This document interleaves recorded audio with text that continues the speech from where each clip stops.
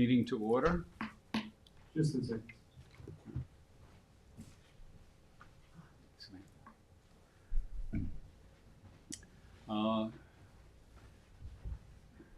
This is the meeting of the Landmarks and Historic Districts Board for November 19th. Present, we have Samantha Malone, Vicki Kahn, Tim Ganettis, Susan Sherry Clark, Larry Jones, Jeff Gibbons, Bill Hines, and Stephanie Davis, and myself, Ed Wisnowski. Absent is Barbara Roberts and also Martha Green. This meeting is being conducted under town and New York State law, allowing for in-person and remote participations. Individuals may participate, undertake remote participation by activating the Zoom links on the town clerk's web portal page. Viewing only observation is found by activating the live link at the top of the page. Otherwise, one would have to tap the Zoom link that was found on the agenda. Online participation is being moderated by CTV and Peter of CTV tonight. For online and in-person comments, recording in progress. Individuals will be asked to give their name and hamlet of residence as they make their comments. With that, I think we can move to the agenda, which first item of which would recording be in progress. the approval of the minutes from October.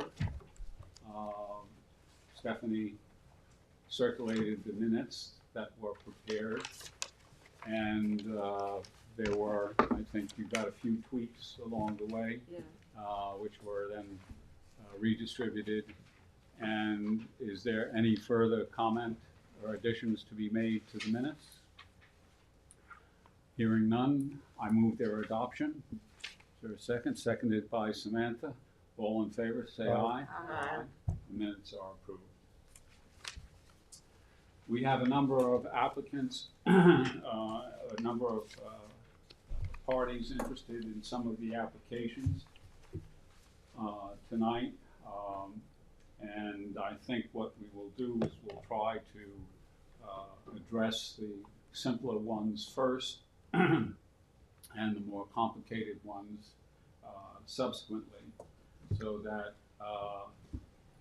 in that regard, we will take up 102 construction application, 102 Noyak Path Watermill first, which is an application for an addition to an existing house.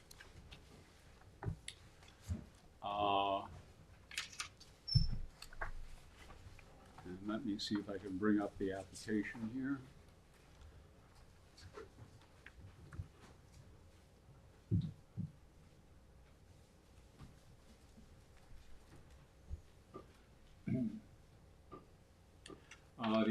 The addition is involved in addition to an older house by attaching an old barn structure to it and connecting them with a new structure as well. The house that's involved, we can just get a few pictures of the perspective here of the building.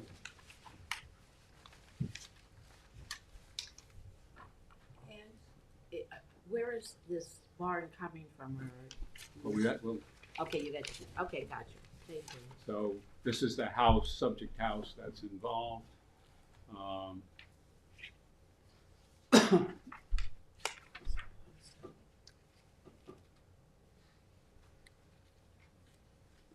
obviously a rear of the house, I guess. Oops.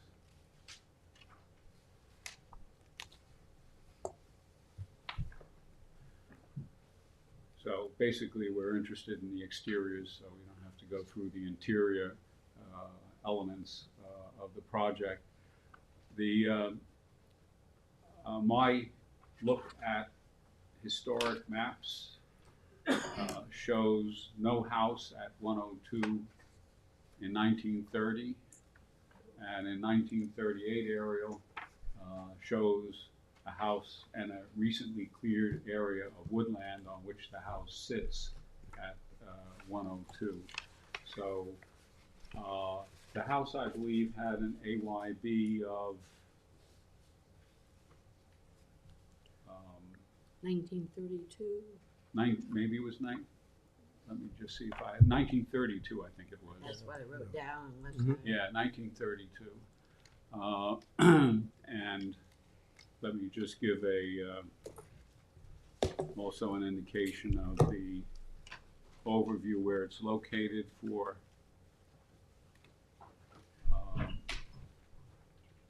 our understanding here.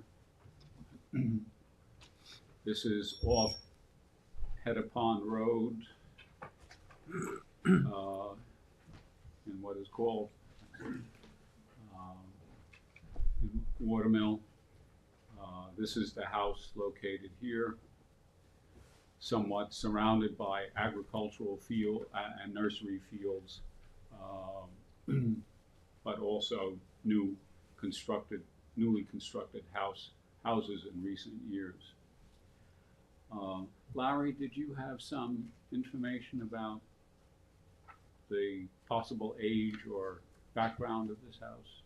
Well, it's my understanding that the house had been moved previously from another site to that site. Particularly fine lot that has a number of real good possibilities. The idea of moving a barn in is I think would be a nice addition to the property, and I don't believe would detract from the house that's there currently. You're the owner? Architect. Architect? Do you know anything of the history of the house?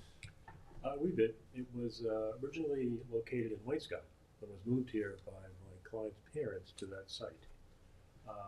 We used to sell vegetables out of that window when it wasn't opening at one point. They loved the house, and we are basically trying to adjoin it to a new link for the new barn, and leave the three sides leaving completely alone, and only the side we're looking at right now, where the door is where the kitchen is, and the kitchen is it's very tiny. And she doesn't want a larger kitchen than a barn, so that's how we decided to accomplish that. So but all the roof is the same. If you saw it, and if I got the opportunity to see some of the drawings, it's a small link space that links the barn and the main house, and we did our best to try and minimize that connection to maintain the integrity of the house. And interior of the house, where the kitchen currently is, will be the pantry, and there's a new pantry directly behind the wall where that window is. Is the connecting volume going to be 1 or 2 stories? It's a one-story space. 1 story connecting. I have some drawings. Connecting the 2-story elements of the building. Yes, I have some drawings if you'd like to see them. I brought with Well, me. I think we had. Did we have some? Yeah. There's elevations in the application. Yeah. Yeah. But in any case, that was my question. It's a one-story element, yes. 1 or 2 stories. And the barn that is being used for the addition is estimated at an age of 1820. Approximately, yes. It's comes from New Hampshire, and I believe it's 1820s, 1830s. It's gonna be beautiful. Or I know there are a couple of barns that have come into Southampton town from New Hampshire. I'm wondering whether they're selling them or not. Old barns. But in any case, just as a point, of trying to know where buildings originate from as part of the history of the structures in the town. It's interesting to have that information as well. It's post and beam construction. It is, yes. Yeah. As well. There were no pictures provided of it that we have. The barn was taken apart by the barn builder, and I was given Okay. drawings of it, and pictures of it, pieces of it, but not in its fully erected. It's already Right. been. It was diserected by the barn builder, and it's being currently cleaned and taken care of. Okay, good. Any kind of questions or curiosities about a project like this? Any concerns? I think the barn we're proposing to place it helps focus attention on the main entrance of the house. It's sort of lost right now visually with the barn not there. Very nice site, but it's not clear you enter the house. And that type of addition sort of focuses your attention to where the main entrance would be. It's an interesting site because of the nuisance. It's loaded with really good trees, which it's a good thing, but it's a hill, because you want to work around them and maintain as many as possible. And I think they've done a great job at that. Well, if there's no problem, we'll respond to the building department. We have no concerns, and good luck with the project. Well, thank you very much. Right. Have a good evening. Thank you. Right.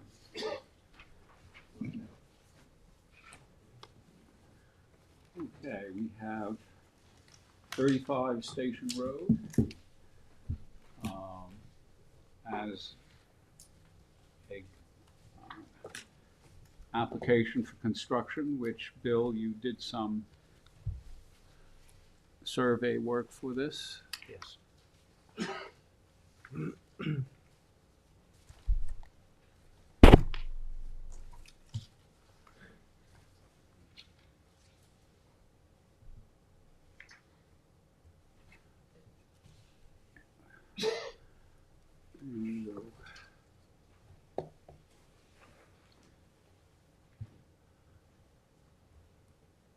So,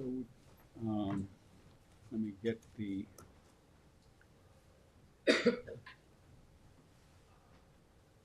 application here.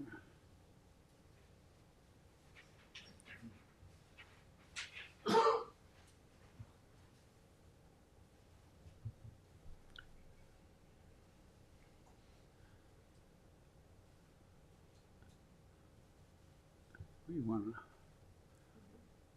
I guess, run through this.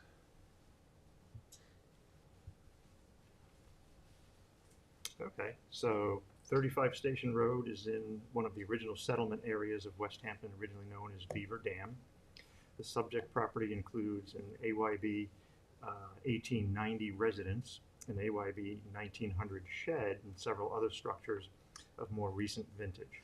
The proposed work includes additions and renovations to the 1890 residence and removal of an AYB 1955 mobile home.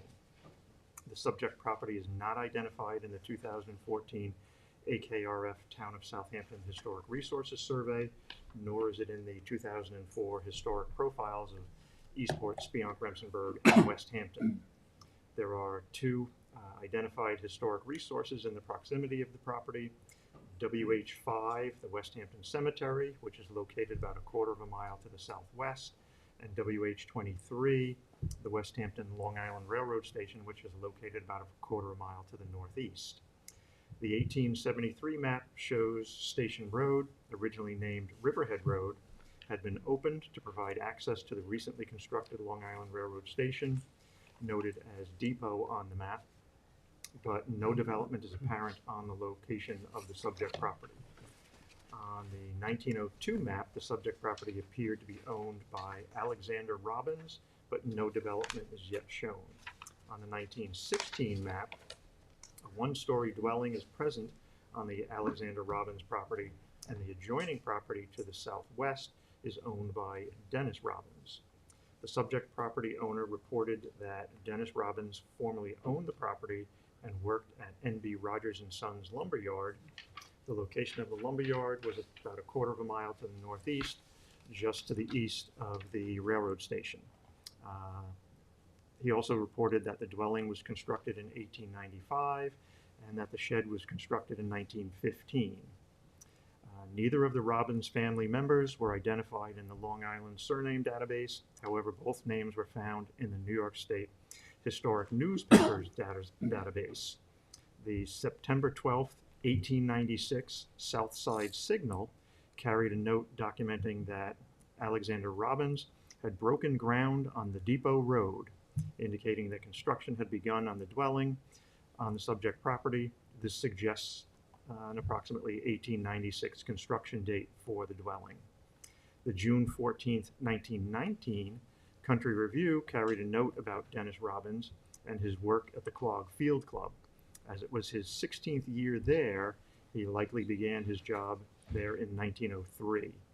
Other articles for several years before and after 1919 note his work at the Quogue Field Club and that he was the superintendent there, and some articles also document his prowess at playing golf. Letter to the editor in the 1987 East Hampton Star by Richard Post, a longtime Quogue resident, shed more light on the history of the Robbins family on Station Road. Dennis Robbins was described as a noted athlete, and his son, Dennis Robbins Jr., was reported to still live in the old family house near the Long Island Railroad Depot at that time. The Robbins family was reported to be descended from the Shinnecocks, and Dennis Sr. was noted to be a golfer. The most illuminating information about the Robbins family is provided by a column written by Tony Stevens, a well-known collector of West Hampton history, in the November 29, 1984 Southampton Press, a copy of which was included in the report. The column was entitled "Warm Legacy of Mr. Robbins," and it noted, Alex Robbins was a cavalryman and an expert handler of horses. He fought in the Civil War on the side of the North with the regiment of George Gordon Meade. George Gordon Meade was a United States Army Major General who commanded the Army of the Potomac during the American Civil War from 1863 to 1865. Alex Robbins was born in Rockaway, New Jersey in 1840, where he was remembered fondly. Alex Robbins drove the coal wagon for the N.B. Rogers Coal and Lumber Yard. He was brought to West Hampton by Dennis Halsey of Onak, from whom he served as coachman for several years. After the death of Dennis Halsey, Mr. Robbins worked for Julia Reeves. Alexander Robbins was the first black man to own a property in the West Hampton area. He and his wife, Eliza Hutchinson Robbins, built their home on Cook's Lane, now known as Station Road, where Dennis Robbins Jr. and his family lived.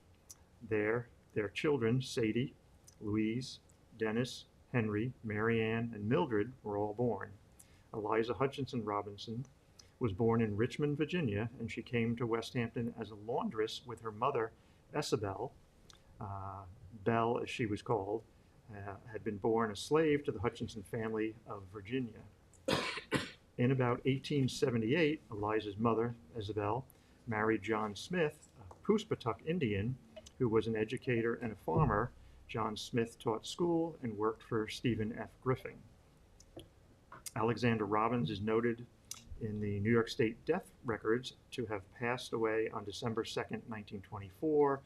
None of the Robbins family appear to be buried in the West Hampton Cemetery, and Alex's final resting place was not identified. In some of the pictures, the exterior, there's really no historic fabric remaining, and really on the interior either. You can't see any of the roof structure because the second floor of that portion of the house is built under the roof, and the sheetrock is right on the cathedral ceiling, so there was no access to the roof framing.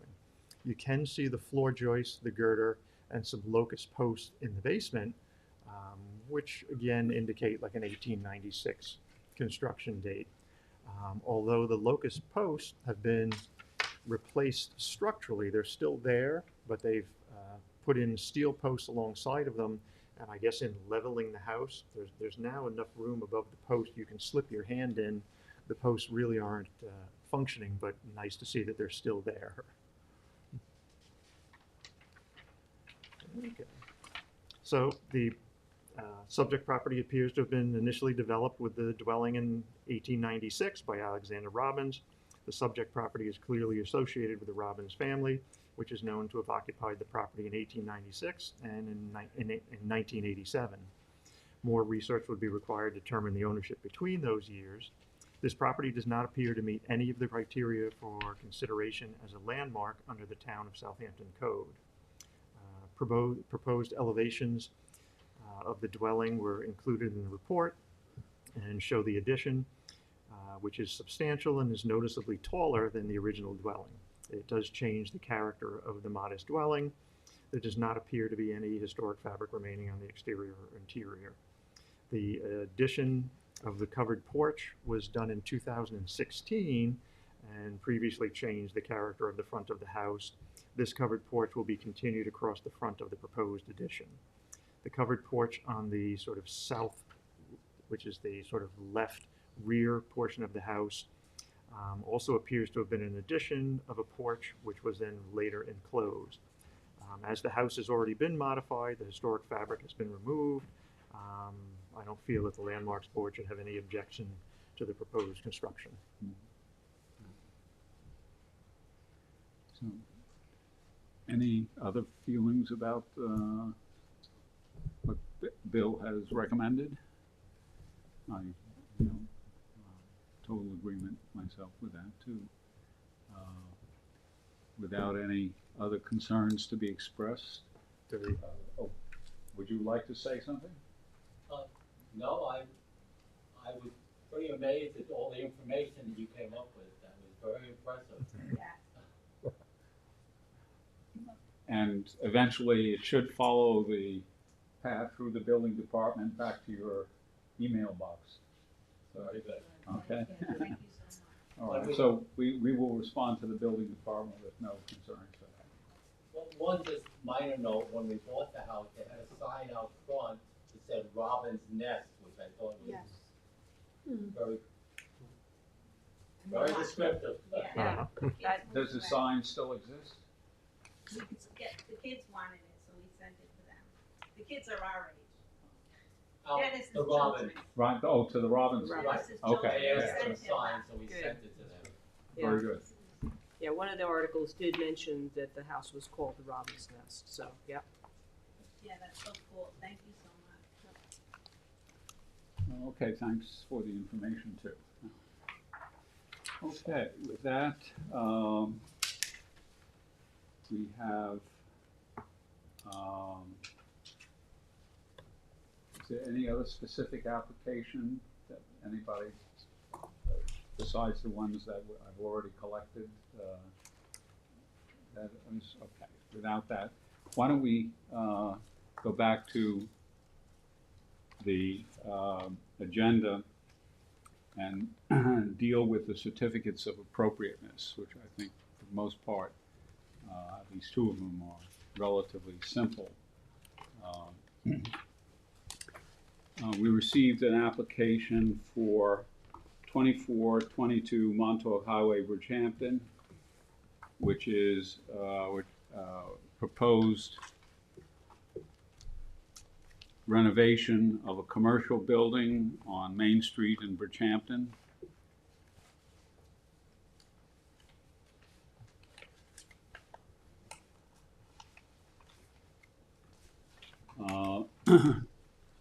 This is the one across the street. Let me figure out how to cross the street here and look to the other side.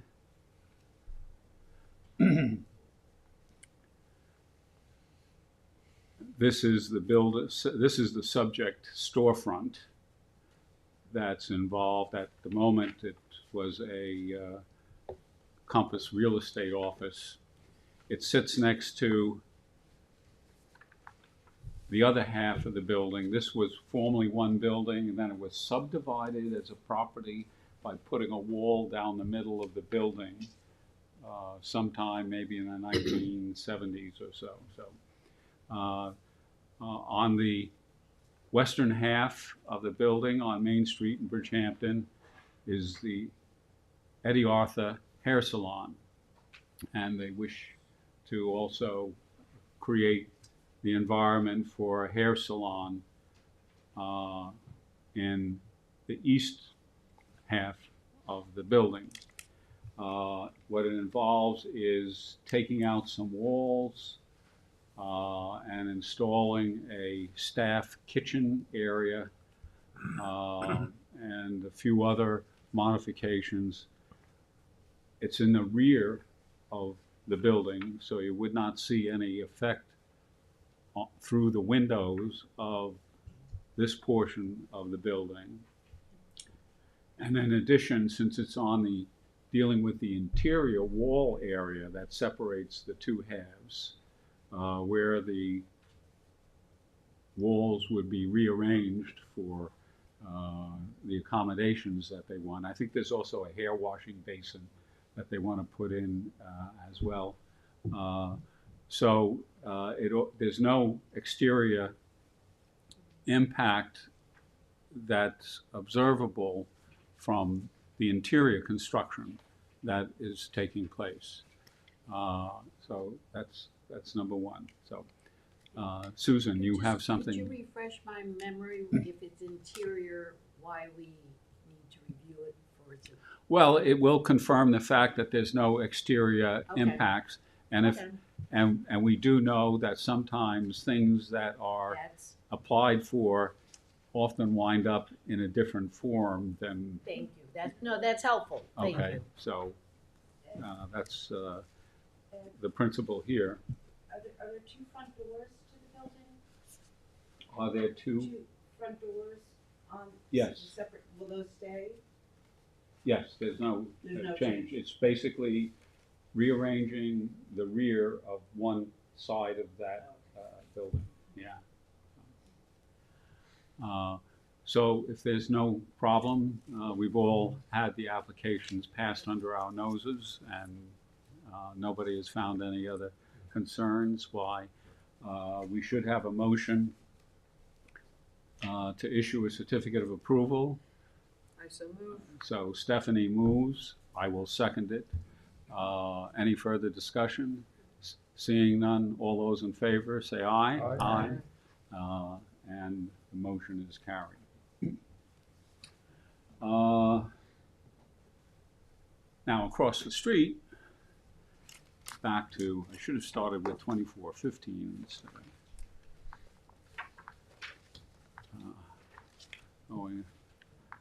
This is a yoga studio at 2415 Hampton's Hot Yoga. We visited this building about a year ago for an internal renovation to make offices on the second floor and a conference room some time back. This application is to take out basically some plumbing fixtures and change a wall in order to make some changing rooms, two changing rooms for the yoga clientele. And again, in examining the application and the plans, there is nothing that shows an impact on the exterior features of the building. So is there any concern to be expressed here? Then I would move the issuance of a certificate of appropriateness for this application. There is a second by Stephanie.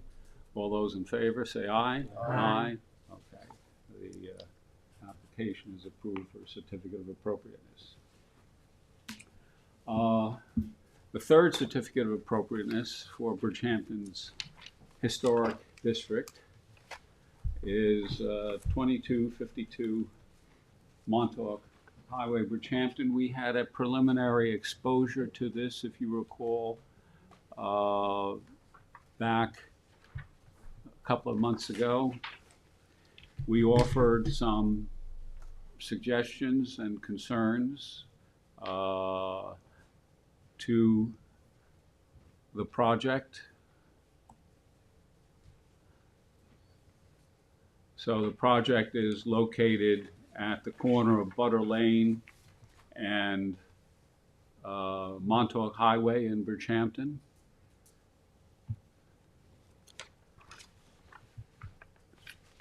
And hope this is Butter Lane. This is the corner, I guess.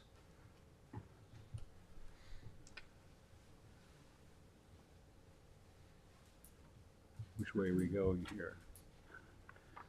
We got to go here, up further towards Montauk Highway.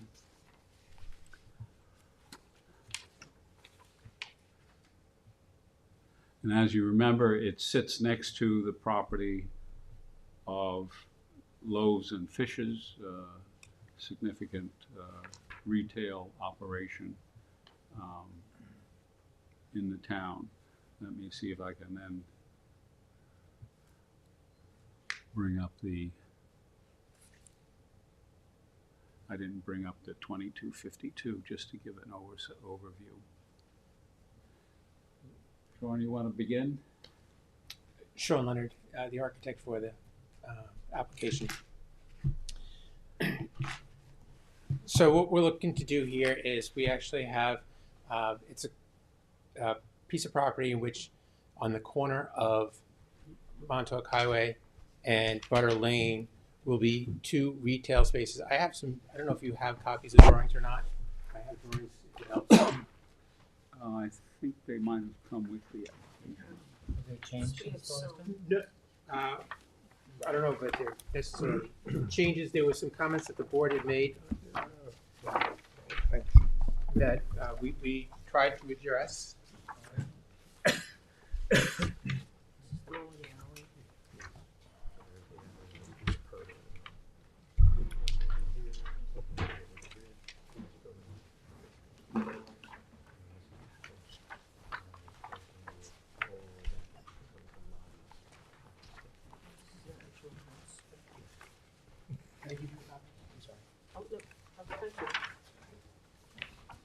I just have a quick question. As we look at this, you might point out if there are any changes in this plan from what we saw the last time. So from what you saw the last time, one of the comments that was made was the building that was on the corner did not have a door that faced Montauk Highway. Okay. We had both doors because that's a retail building and there's 2 retail spaces. So those doors were facing Butter Lane. We did add a door on that corner building so that now both retail buildings have doors that face Montauk Highway, but the one on the corner faces Montauk Highway and also faces Butter Lane because it's on the corner. There was a comment about the pergola, and a pergola was something that actually was preferred by the planning board. We've been through the planning, we've been through zoning board, and we've been through the architectural review board on this application. So you are our last board as we're presenting to you. Where's that pergola? Yeah, there was a located? pergola that actually was Between the two? between the two. Okay, that- Yes, between the 2 buildings there. You know, and we see that as if, you know, probably some vines will be growing up on there. There'll be some benches below there as people, you know, there may be even some, you know, tables there so that this way, as these buildings are being used, if they need to have a spot to sit down and have lunch or something, it can be kind of a, you know, all part of that whole space. You've also added doors and windows, which I believe one of the criticisms previously was that there was the pergola and just blank walls on either side, so there was no activation of the space, and it was just one of those. Yes, in elements that fact, was there you would that point, sounded so there was always windows there, but they weren't shown on that set of drawings that you guys had received.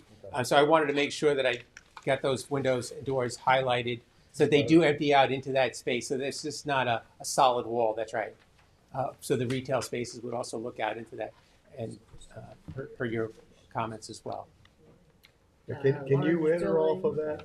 Off pergola, can you enter? Yes, Yeah, okay. that's correct. So you can enter the retail spaces right from that pergola. So if you walk down there, there's some windows that'll look into the retail space as well as doors that'll enter into that space. Okay.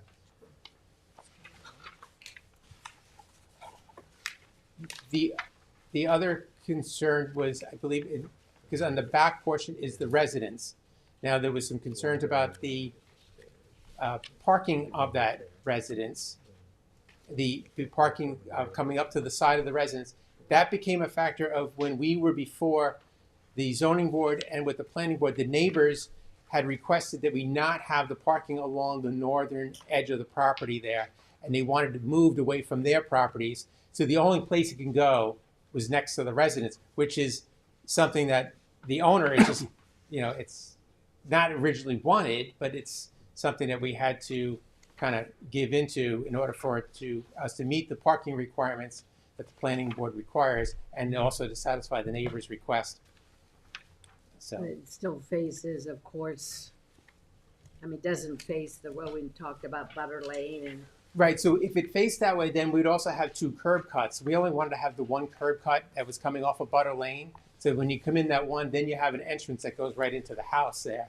And so that's what kind of returns it. Plus it then gives, if that's the front of the house, it gives the northern part of the property as a yard at the back of the house.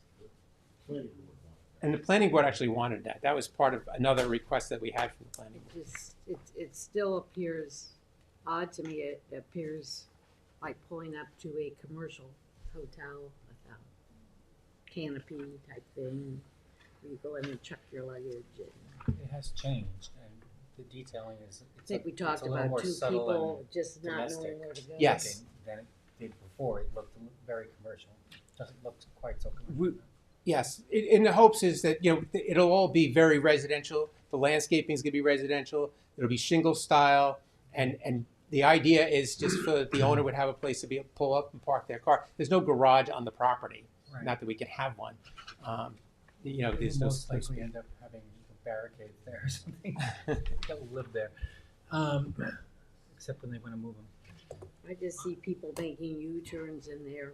I People think do it's too that. bad that you have to have the parking jammed up next to the building on what looks to me like the east side, but that's what you gotta do. It was a concession that we had to make when we were dealing with Neighbors. the neighbors. Yeah, and you Correct. don't, well, the nice part is you don't see really any of this parking from the street. You will not. Yeah, It's all going to be. I tell you what looks nice from the street. That's right. Yeah, no, I think it's a Very, nice very nice. arrangement.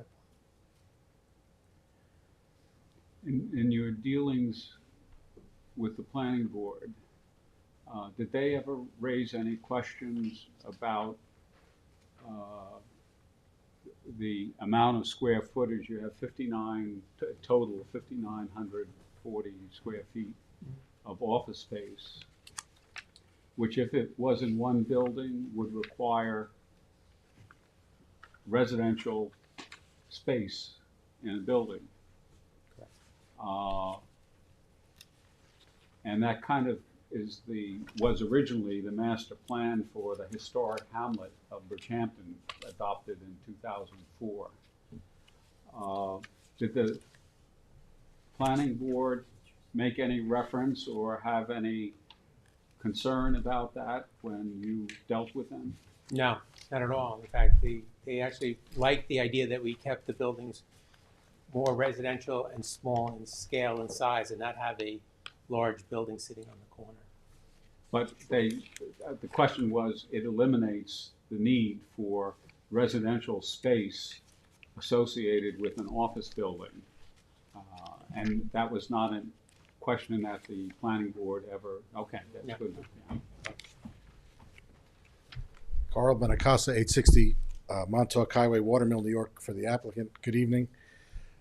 Yeah, that condition in zoning code is when the building is in excess of 4,000 square feet. These are under that. And so it is not a requirement of zoning. There was a discussion of board on the previous application for development of this site, related to that. One of the major concerns with that application was the impact on septic and the fact that the on-site septic was insufficient. They had to bring septic in. So by establishing it this way, the board was, like Sean mentioned, was happy because we eliminated the need for that residential component by separating these two into two separate buildings, thereby minimizing the demand on septic in the area. So to answer your question, that was a discussion in the previous application.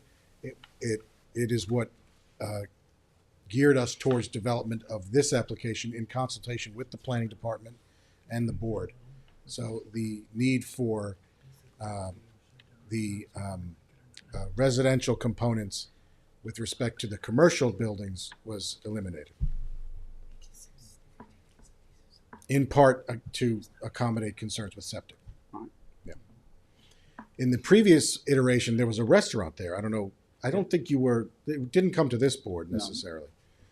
No. But that with the residential component put a great demand on septic and a great deal of massing at the front of the property. So this revised design was actually done in consultation with planning, both the board and the planning staff, to come up with this. So yes, that was part of the discussion in formulating this plan, and they were happy with it. So with respect to all the concerns that we had expressed previously in the warm-up session prior to this, is there any problem with the way in which it's been altered? That anybody have any feeling on this?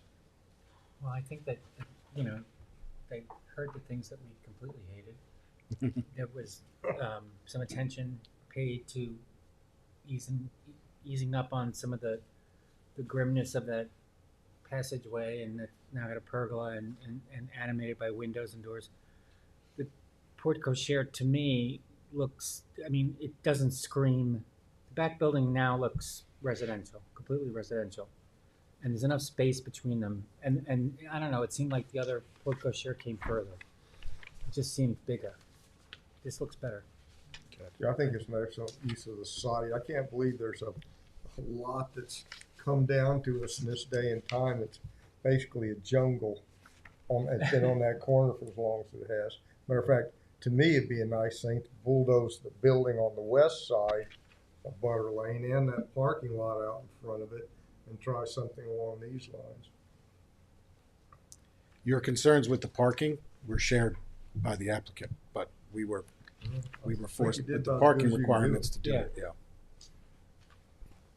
So on some of the elevations, there's some gable end windows and things. On the rear of the building, the north side, which faces the house, there's just sort of two blank doors. Is there any way to do some fenestrations there just to kind of lighten it up a little bit? Yes.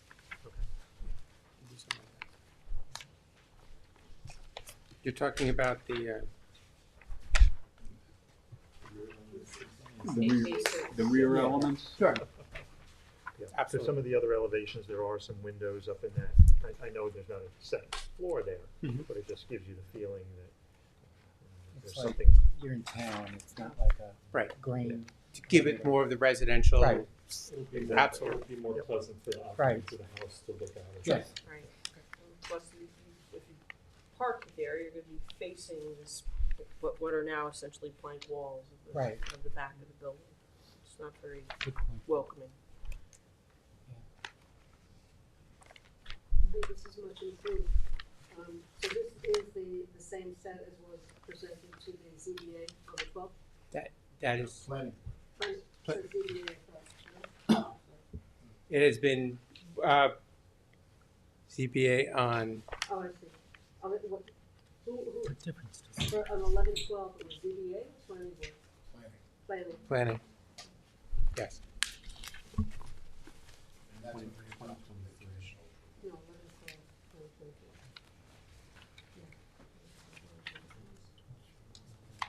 Planning board.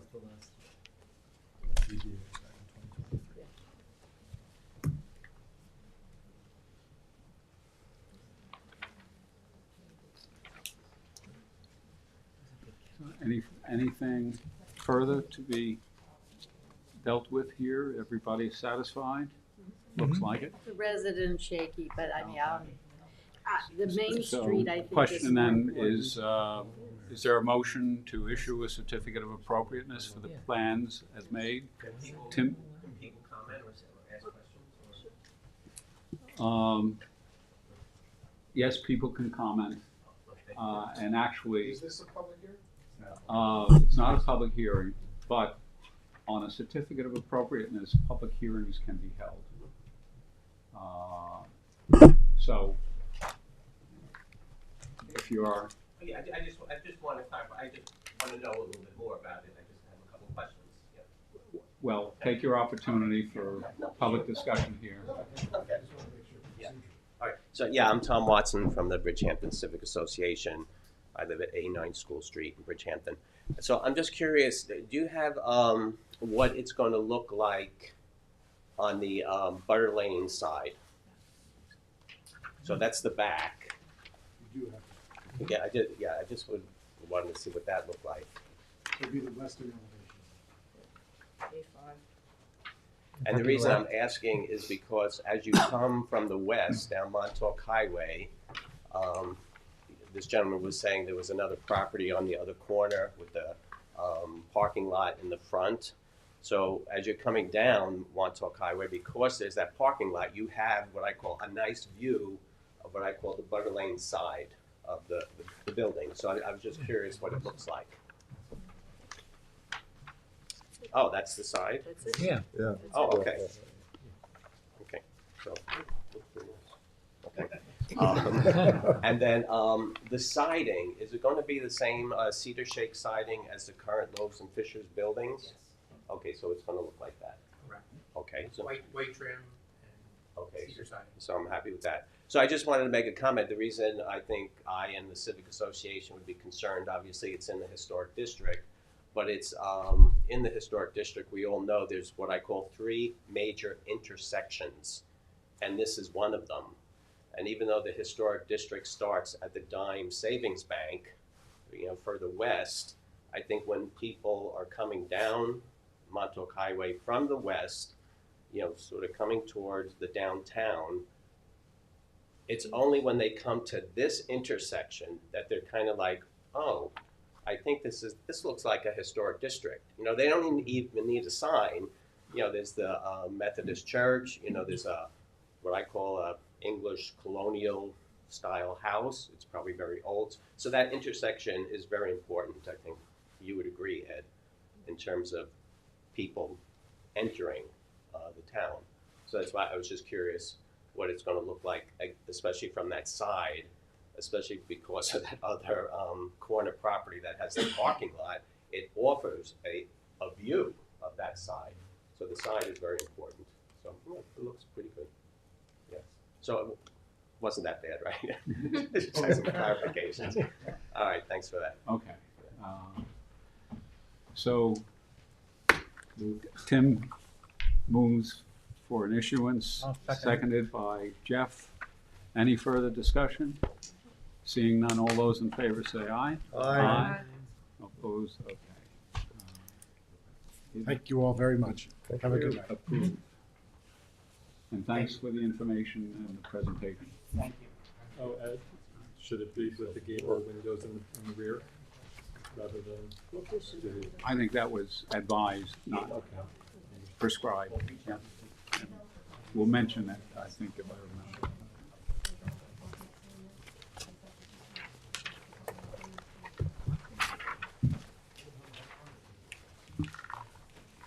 Okay. Next on our agenda, let's deal with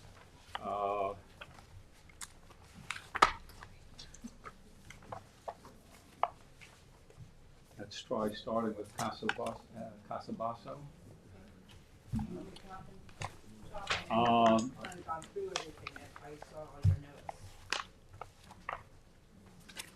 Let me just get the material up here for our purposes. Whoops.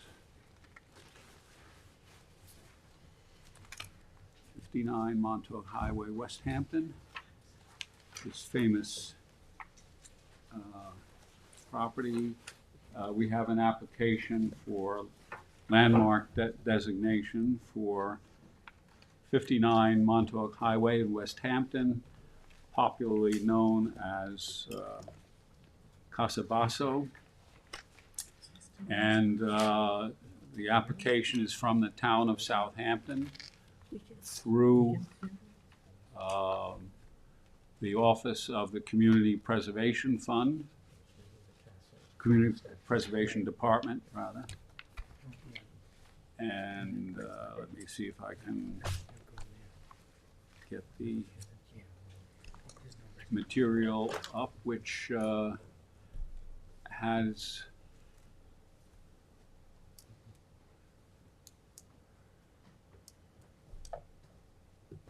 in this case, the report is attached to the application. So, in the other one, the application was separate. Okay, so we will.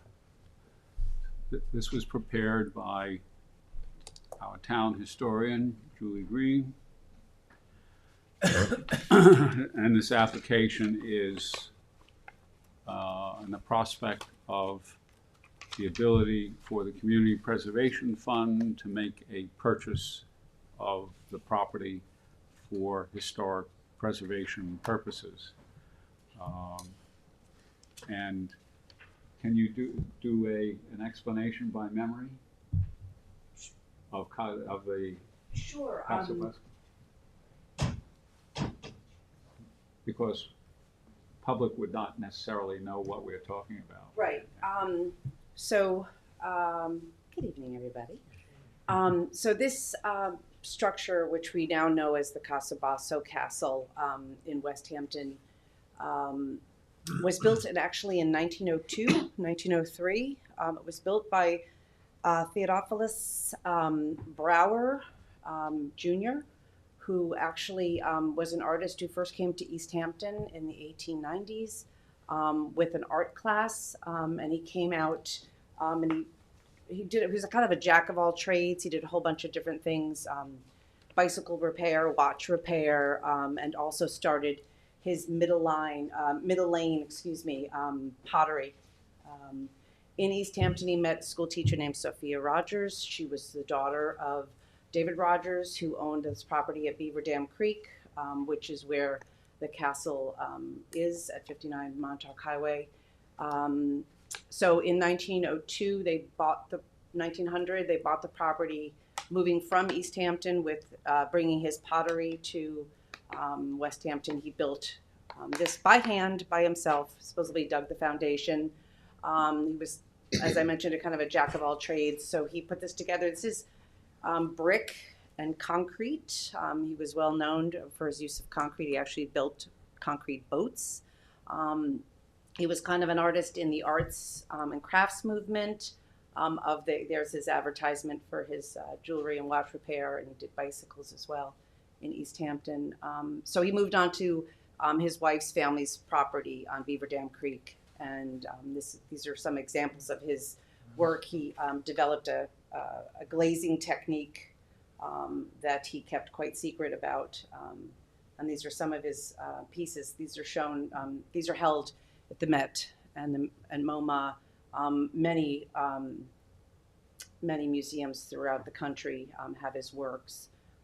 They are hard to come by, and if you are a collector of this arts and crafts style, you're not a collector unless you have one of his pieces in your collection. So very well respected during his time. Not only did he build this castle, this medieval fortress-looking castle, but he also had a statuary sculpture garden. You're probably all familiar with the statuary along Montauk Highway, which is completely iconic. The Cavalier is the rearing horse. A lot of them are in just different states of disrepair.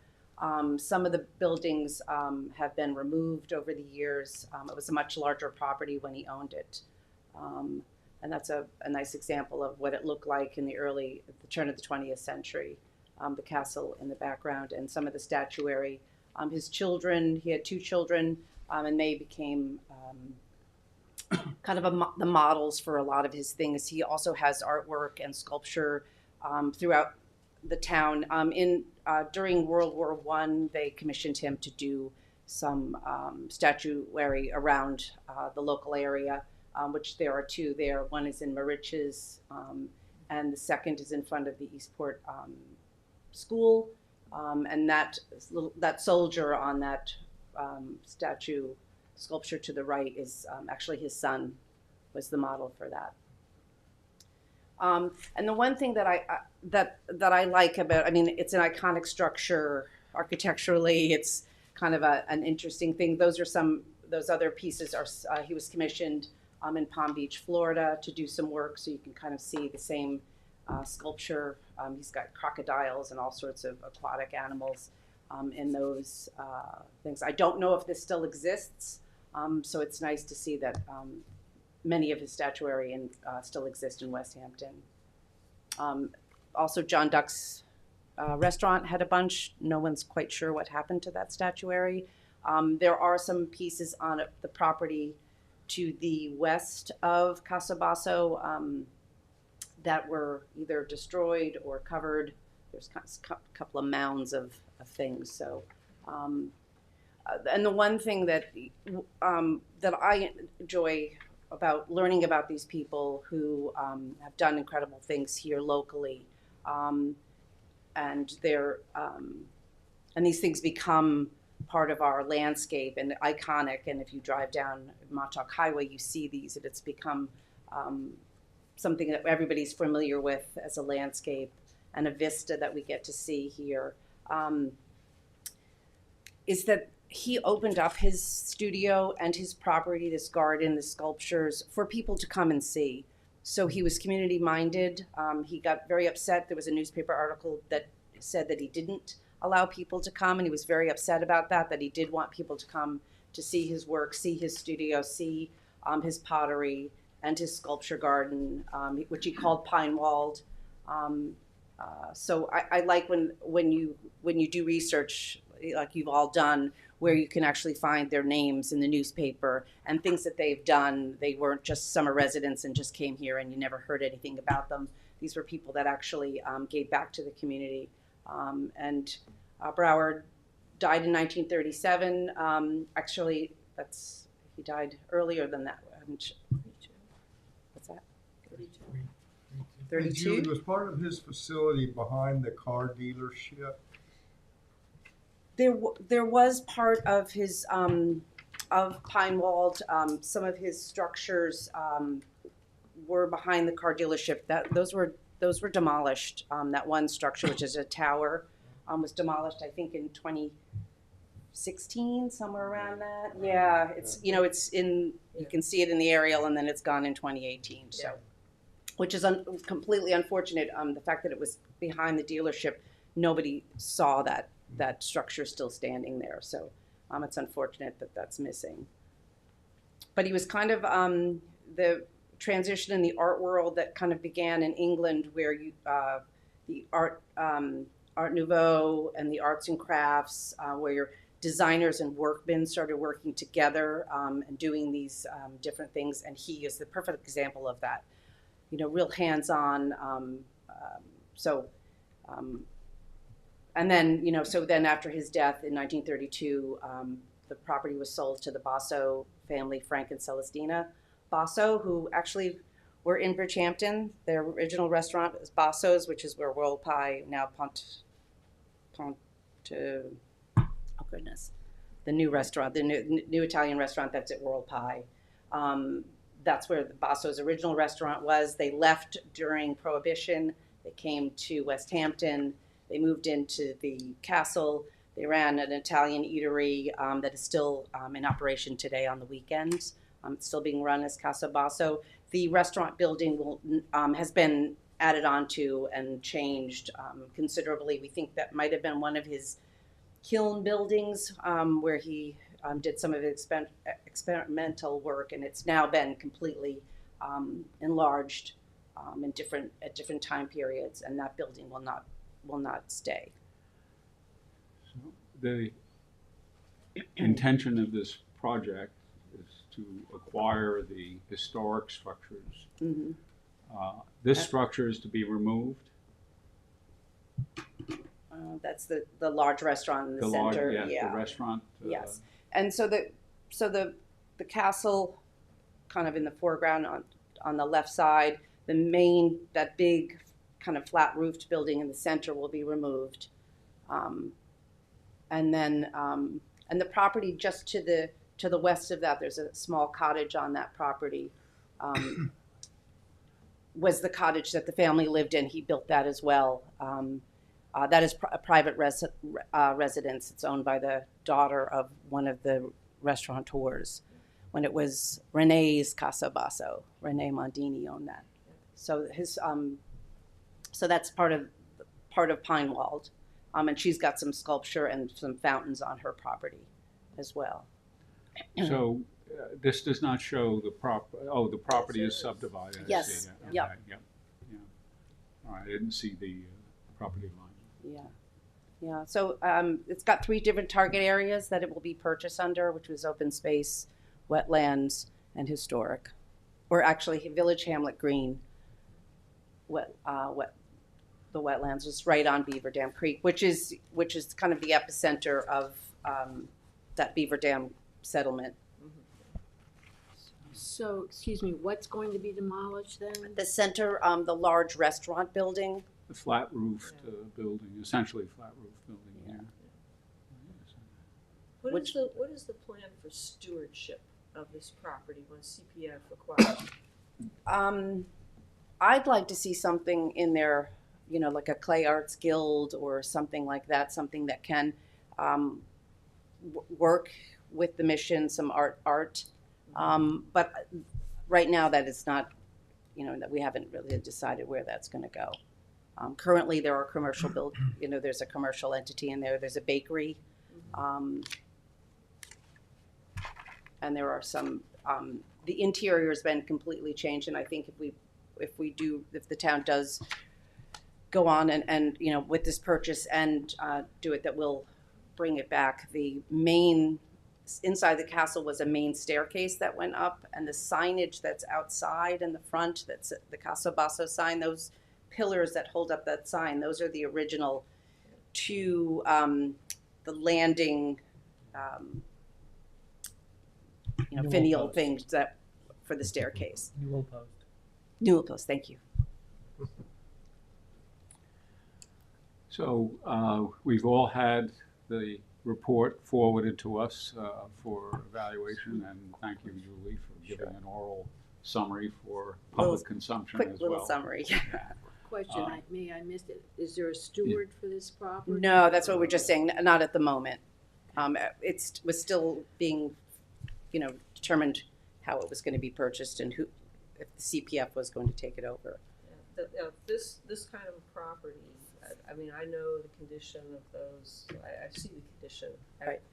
Every day pretty much. Yeah. Of those statues, yeah. And the ones on the house side are definitely significantly deteriorated. Yeah. The ones on the castle side are better, but they do require a significant amount of specialized care. And I'm concerned. I think it's a good acquisition or a good property to be landmarked. Right. But I would be concerned about its long-term care and maintenance, appropriate care and maintenance, so that it does not deteriorate like some other unstewarded properties that have been acquired. I agree with you 100%. I think we'll probably bring in artisans that can fix the sculpture. We did not get or have an engineer's report for this structure, but I think one was done. Did Jackie not send it to you? No. Did you go? Everybody can basically walk around. It's a public entity, essentially. Right. Did you all walk around? Get a walk around? But it is in sound structural condition. Yeah. From what I understand. So the report, I don't have it on me, but yes, and I can share that with you. That the engineer that came that did an assessment was pretty amazed on what good condition it's in. Yeah. So no structural issues that would be of any major concern. Just, some usual. Over the years, some of the owners Stucco. have decided to fix things and do their own patchworks and things like that, but not structurally. There's no issue. I think one further aspect is that, not of the structure itself, but of Brower. Yeah. I think he might have come from a family of potters. Yes, I think he was a Dutch Huguenot descendant, Right, back and in the Netherlands, I believe. Right, there were others of the same. Right. Yeah. And Brower productive and- of pottery elements. Yeah. And then, in all of his experimentation with the development of the coloration, glazed Right, that iridescent. specimens, right? He died with a secret. I don't think there's no record of any Right. practice to be followed for reproduction Right. in any manner. Yeah, he of seemed to what have- he accomplished. Yeah, that was kind of held tightly to his vest. He didn't really. Yeah, that was his and his alone. It was mainly the glazes though, right? And Yeah. not the pottery per se, the shape. Yeah, not the shapes or anything like that. It was the firing and the iridescent glaze that was his technique, kind of patent. All these old guys seem to have died with their recipes. Moravian potters did the same thing. Well, you have to. A lot of those glazes are lost. Kind of over the years and studying some of these things during this time period at the turn of the 20th century, they're using chemicals and things that are not healthy. They're toxic. Photographers, they were inhaling these chemicals. I'm sure, who knows what he was working with, and that's why we don't have these techniques today, because we know better. That will, posthumously we'll be talking about you, but yeah. So. Okay. So with respect to then, And I thank you all for the way in which this all works and in the speed and rush. I mean the juggling act. Yes, I certainly, I know who you all are, and you all do such a wonderful job, and it's not my intention to, push anything along to anybody, but that being said. Okay, thanks, Julia. With that, is there any further question on the recommendation for designation? I sent out some proposed findings just to inform people that the basis for any recommendation for standard is that we would have some recognition that it met one of the 5 criteria: possessing special character or historic or aesthetic interest of value, or identified with historic personages, embodying distinguishing architecture that might be unique or a significant innovation. It's work of a designer or builder whose work is significantly influenced in age, and because of a unique location or singular characteristic, is a familiar feature for a neighborhood or passers-by. So I proposed, and I sent out earlier today, that of the 5 criteria, I would certainly think that 4 of them are met. The historic interest of value as part of the cultural history of the locality and of the nation. The local cultural value is certainly Brower's World War I monuments in Eastport and East Mauritius as a minimum. I would also probably add the fact that his workshop open to the public as well would be also an educational and informational element, and I can add that as part of it. To the national cultural value is simply his work that was produced and is in museums and collectors' hands, I don't know abroad, but certainly in the United States. About historic personage, his work and craftsmanship is unique. There's no competition, as far as I know, for what he has done, and including the monuments and decorative aspects he provided for his Florida commissions that were demonstrated in the report. Is there distinctive architectural characteristics? I think the concrete construction is unique and innovative, and certainly a unique style in terms of having a castle, crenellated castle structure to it. You suggested the possibility that his work, that there might have been some, his work could be considered significant enough to have influenced an age. I think you yellowed one of that as it, and I didn't find myself finding a handle for that. Just from, do you mean his work has now influenced other artistic approaches, or? Well, the structure, in terms of what the structure is, it's the work of a designer or builder whose work has significantly influenced an age. I would say, there's no sense that people followed in his footsteps to do the same thing elsewhere. No, I think he was alone in his uniqueness. Yes. Yeah. So I mean, we don't have any other castles here in town. So, okay. So D is not a consideration, and you did not suggest that it's a familiar feature, an established feature of the landscape.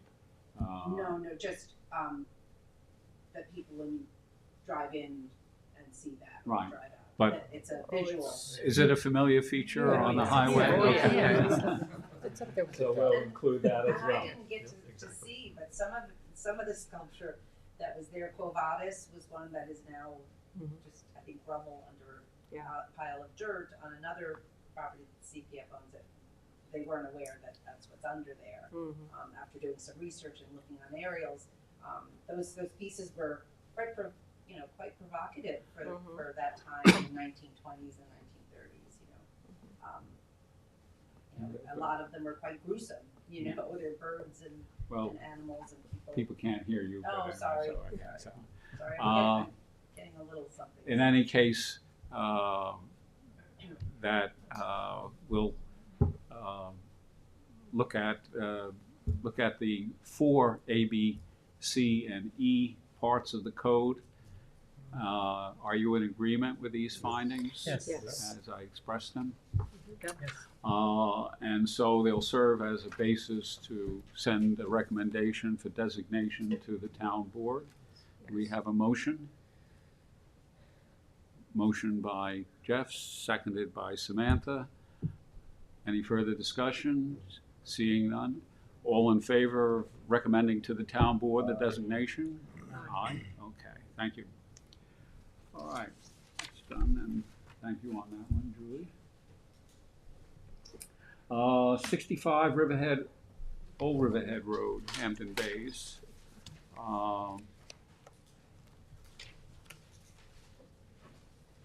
A place of significant note. Let me first ask, I think both Larry and Susan visited. Anybody else besides Susan? Okay. Brenda gave the tour. Right. And the house has an age on it of, I think, 1856 or so. I think that was the AYB. Maybe the little back portion. Well, I was just rereading the material from 2014 that I had. That's all I had. Well, the question I'm asking with respect to that is, Did you have any sense that there was any 1856 character to the structure or its interiors? You gotta look real hard. Okay. But It's a there's, montage collage going from 1860 to the 2000s. Just a little bit of everything. Is that? yeah, the discussion was the rear structure, a small one-story gable roof structure was perhaps original, That's. which is difficult, but I mean, it was a tiny cabin. I mean, Yeah. my house has a tiny cabin behind it that someone lived in for a while, so I guess it was pretty possible, but boy, it was very small For. with a porch on the west side, a shed porch. Did you visit the barn and the outbuilding? Yeah, Okay. Yeah. two-car garage and a boathouse, and then the structure behind that was a studio. It was a studio. It was actually, well, the barn was once a shed, right? It was like a large barn was the studio. Yeah. But then back behind that was a smaller shed that I guess the son Maybe it was, and two, yeah. 4 people lived there. Stayed there during in the summer. Nicholas. Yeah, yeah. So it's, I think the garages and things were all built in their time, and maybe moved that one smaller one that's behind. Yeah. but I mean, you're talking, so even if you go way to the rear and so you're looking toward the house, so you see vinyl siding on several, you see a little bit of everything. But then it was the stucco with the pebbles in it on the one side of the boathouse, which is really the garage. Yeah. So, The boat wouldn't fit. with respect to your experience of the house and from what we know too with the report, the house does not have any real historic character or originality to itself that you can see there. Parts, but you have to look because things were just built off of here, this was added there. The exciting part about that whole property, which I didn't know about until the realtor got there, when she started explaining it to us, was the fact that this artist lived there but apparently was a noted artist, and apparently in Russia and Ukraine of all places. So, well, we'll talk about that in a minute. So Okay. we'll cover that. So, Yeah. getting So back I'm to just the interested in the architectural- question of whether the structure has, of itself, landmarkable character to it. Nope. Well, I mean, once you got back to the studio, which was just a barn with a lot of art and We're talking really about the nice- house at the moment. Oh, getting back to, so I'm talking the whole property, getting back to the house. Now, that porch that is enclosed, if you look at it from the road, it's an enclosed porch that was probably done by some family member at some time.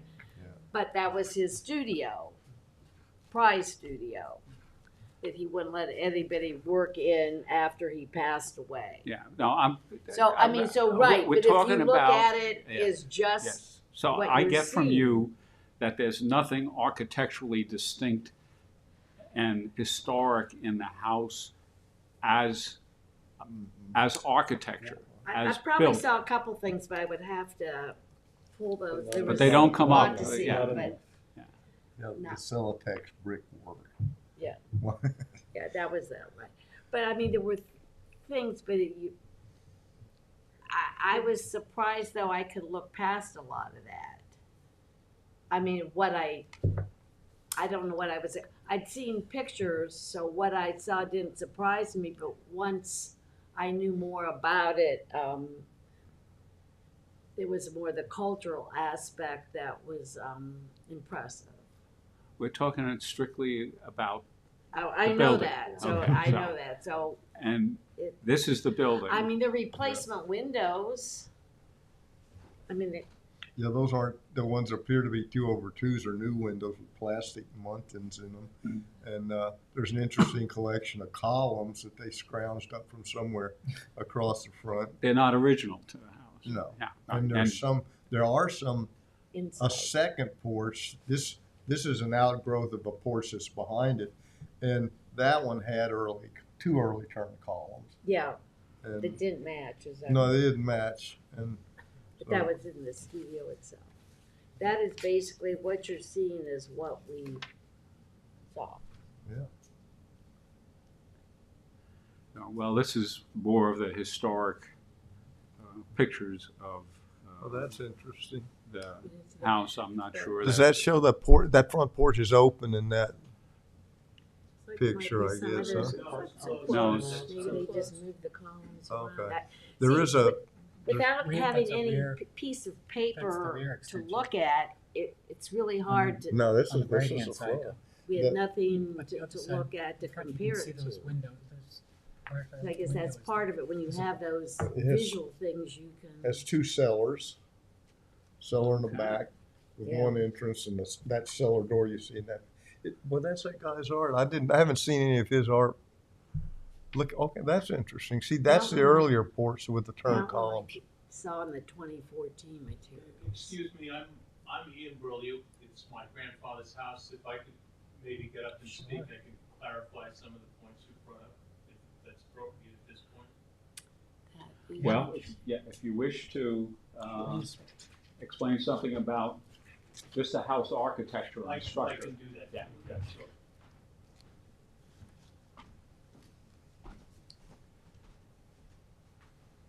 My name for the record is Ian Burliuk, and David Burliuk was my grandfather. So I'm familiar with the house. As a child, I was there. I guess I was 13 when my grandfather passed away. So I spent summers out in Hampton Bays basically my entire life up to that point. As far as the house, you're correct. The small wing there, the oldest part of the house is, you can recognize it as old, but it's very small. The front part of the house, when it was wood shingled like that, had a, kind of pleasing look to it. Later, it got what they used to call Garden State brick face, which was artificial bricks molded on, and eventually the vinyl siding. So, the charm of the house is at the moment is not not anything terribly significant. As far as the columns, my grandfather at one point was doing a lot of surrealistic style paintings with classical motifs thrown in and whatnot. So the property at one point had the wooden columns like that, which were scrounged up here and there, placed in. They were paths through the wooded portions of the property with benches, where you could kind of sit down and reflect. He used to, take his easel out there and paint.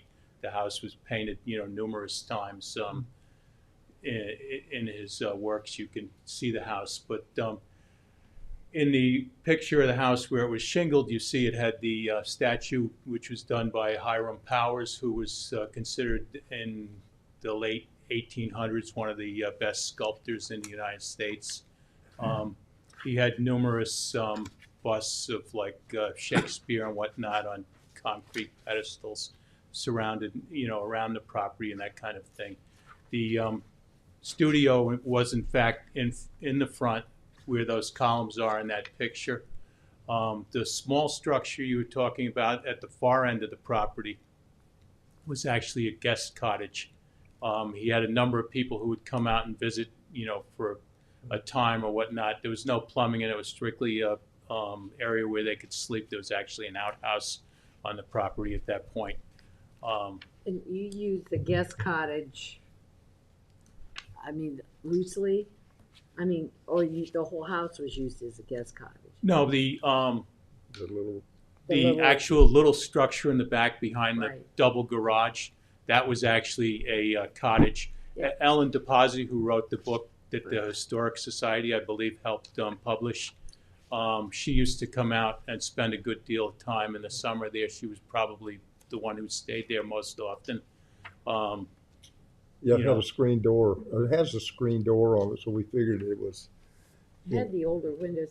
It just, that, and I found that interesting because in maybe a very bohemian way, it was a guest cottage, but it's not what we would refer to as a You're guest cottage thinking, today. yeah, The I mean, in people- 40s and 50s, Hamptons is a lot different than It was what it pretty, is today. pretty rustic. Yeah. But I found it fascinating, don't get me wrong. Right. I was very fascinated by No, particularly the I back mean, structures. my honest assessment of what the house architecturally is the most charitable description you could give it is kind of depression chic. You know, I mean, it's you know, they say they want to restore it to 1940 standards or whatever. The standard of living at that point was a lot. There were no granite countertops, no stainless steel kitchens, and my grandmother didn't do a lot of cooking, so there wasn't any great attention to the kitchen. There was a couple of hot plates and things like that. So the house, and then it sat vacant for a number of years after my grandfather passed away. My uncle actually inherited the house, and he'd come out summers and stuff. He eventually moved out, I'm going to say in the 80s sometime, and he and his wife were already quite old at that point. They didn't, do a lot with the house.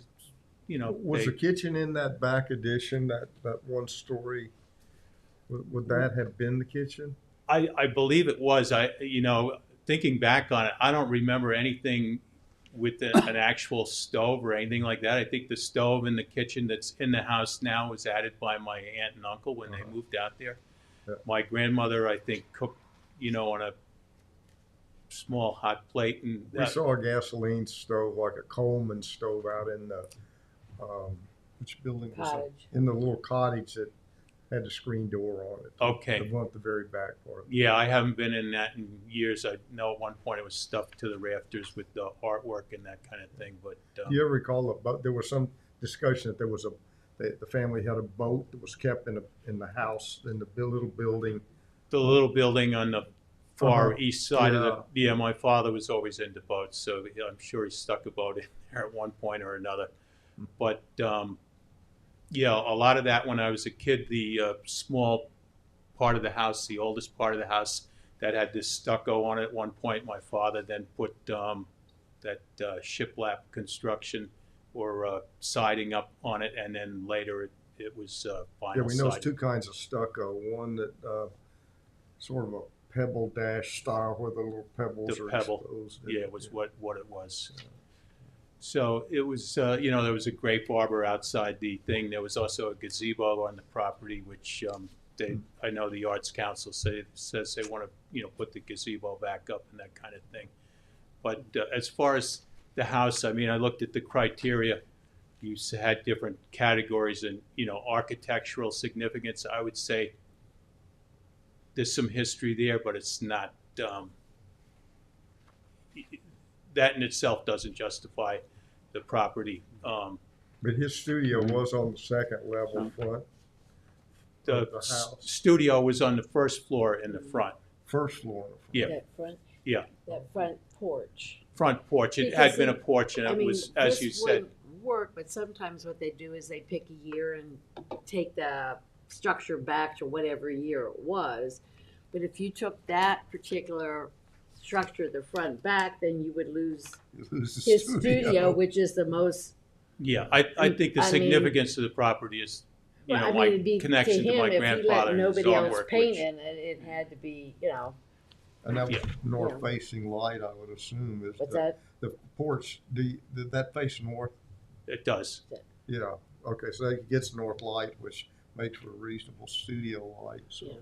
He So was actually Not blind really in one eye liking too, that so in it when, that's thank you for the information Okay. on the house. That was, No, that was really helpful. Yeah, thank helpful for the curiosity of our structural people there. Let me just say that the proposal that was coming from, again, this is a town-initiated application for landmark designation coming from the Community Preservation Department. And the basic suggestion, which certainly is one which I agree with, is that the reason for designation is associated with the personality and personal existence of David Davidovich Berliuk. And let me just indicate with some slides a little bit about this. He originates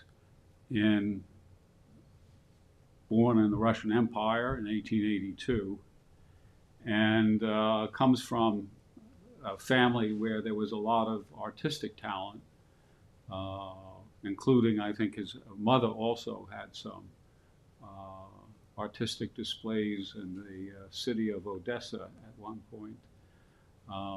But this is a picture of the father on the right,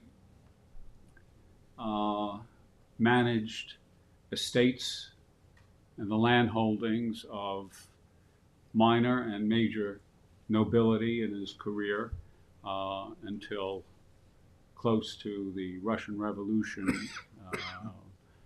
The father died in 1915. This is, behind him is David Berliuk. This is his brother Nicholas. And Nicholas had, among other things, and misfortune eventually of being drafted into the Russian army and was killed in Thessaloniki, Greece in 1917, where there was a front for the war. This is brother Vladimir, who also went to art school in various places, including in the European capitals of France and Germany, in order to study art with the most up-to-date, so to speak, art movements, which we'll just talk about in a moment. I'm not sure, I think this is a sister Nadja, and this might be the sister Ludmila,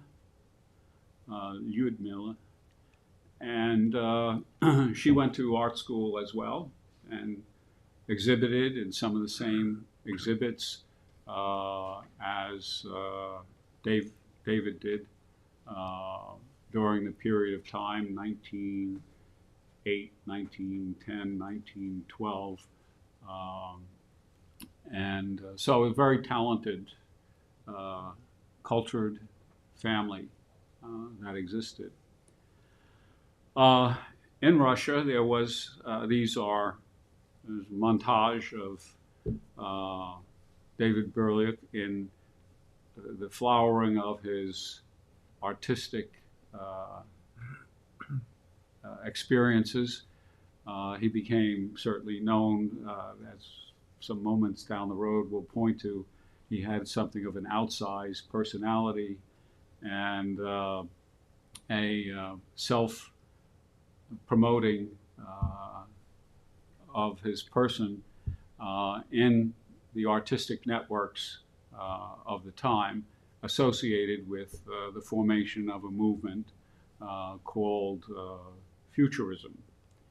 And the Futurism movement had its kind of pronouncement in 1909 by an Italian named Filippo Marinetti, and he published a manifesto on the front pages of the French newspaper Le Figaro to announce to the world that tear down the old forms of art, up with the new, associated with industry, technology, and forget about realistic expression, using the right colors, using the proper proportions, using the right forms along the way.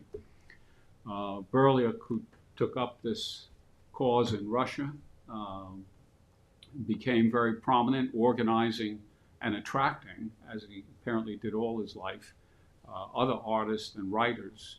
And somewhat at this period of time, while he still was in Russia, he basically thought of himself first as more of a literary person, a poet, more than a painter. He got into a lot of publishing and pronouncements associated with a circle of people. And one of the circle is here. And by the way, this picture of him on the bottom is kind of characteristic of the notoriety he earned in his lifetime in Russia. He would have painted animals on his face and would carry performance of poetry and speech making and lecturing in public settings, all with some form of this kind of, if you will, costuming for the act that was to be presented. This picture might actually come from a performance. The reason I say that is that because he's painted his face, he didn't walk around all the time, but in public when he wanted to attract attention, that's what he did. And to his, what would be on the right side of the picture is Vladimir Mayakovsky. And Mayakovsky is holding a little tag that announces his name. And it seems like there might, in fact, have been an audience for whatever recitation and whatever presentment would be taking place. I don't know who the gentleman with the mustache is in that picture. You can see, among other things, he was known for his colorful dress in the streets. Later on, when he was migrating through Siberia, in order to attract attention to his immediate exhibitions with his paintings, he would put on his colorful clothes and attract attention in the public square, and eventually have people brought into where his paintings would be, and be able to sell them as well.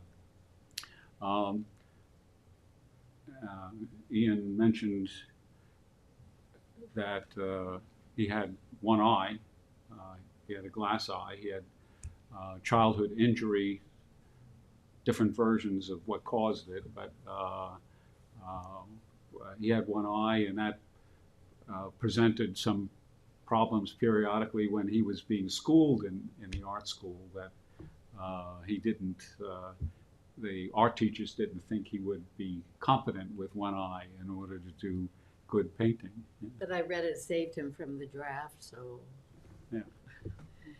Good thing. I mean, in that respect.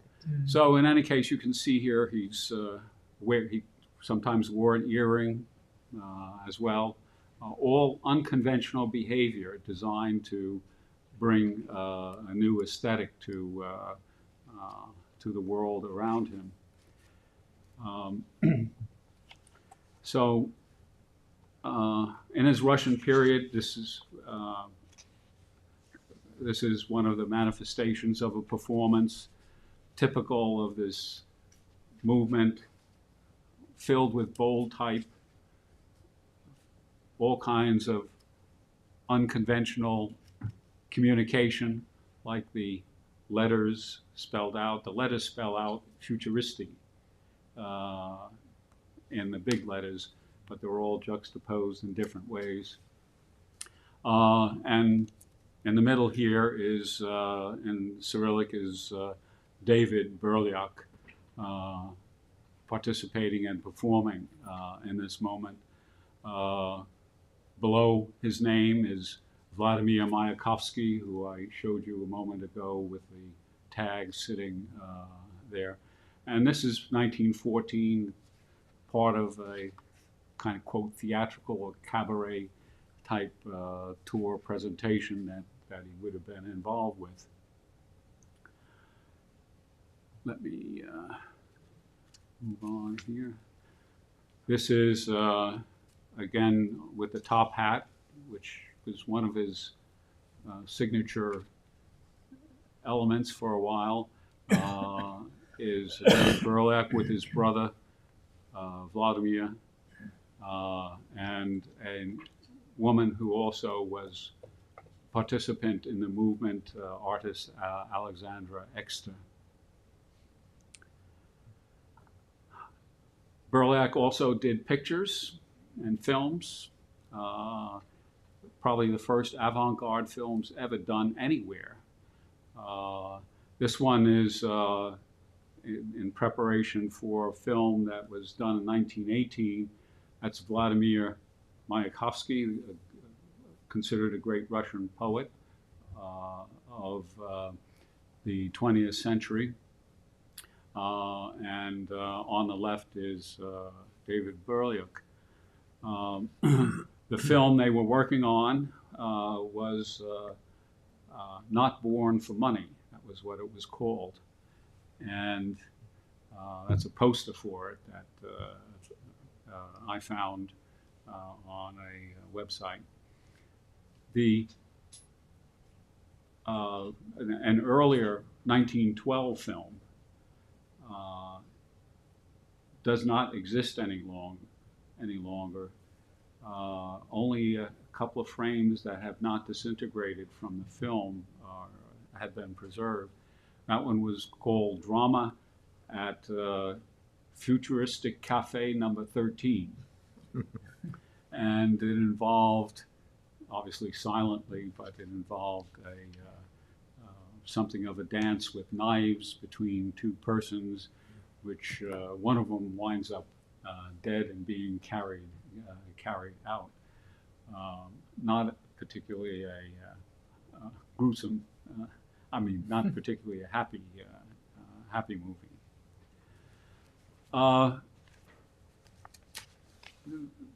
Burlak was basically an entrepreneur and an impresario, arranging performances, poetry readings, other cultural events within a larger circle of people in the Russian Empire for a good period of time, up to about 1915, and that's the period called Russian Futurism.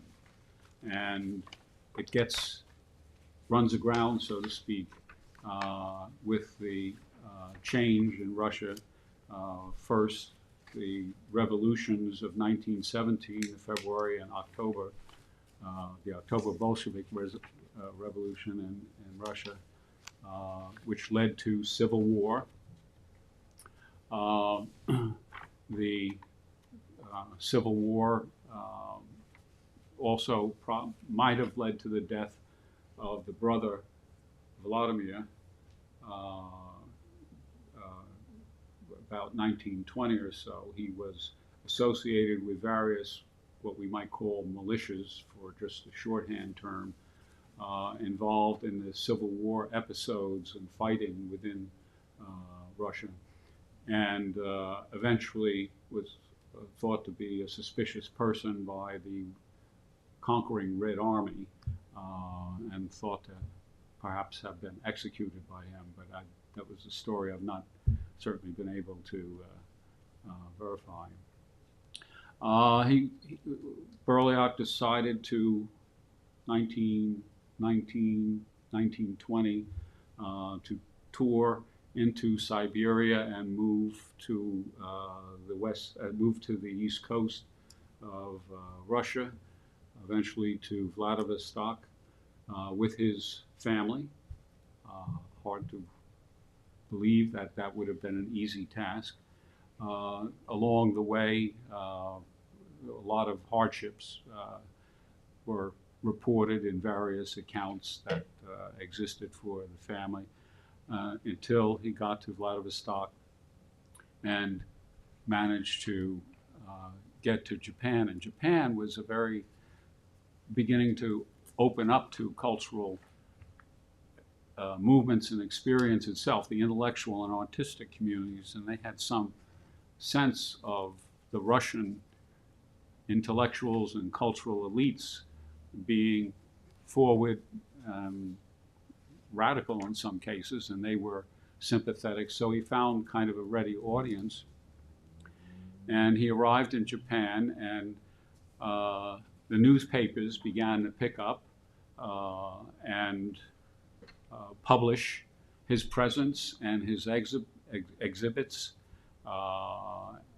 in Japan, some of them sponsored by businesses, some of them sponsored by the newspapers themselves. So he had a world of publicity to explore, and he stayed in Japan for 2 years and migrated throughout the cities, Tokyo, Osaka, Kobe. He had shows in, and he spent, I think, the winter in some tropical Japanese island in which, again, painting and his painter's eye basically was being cultivated, and made many paintings, sold them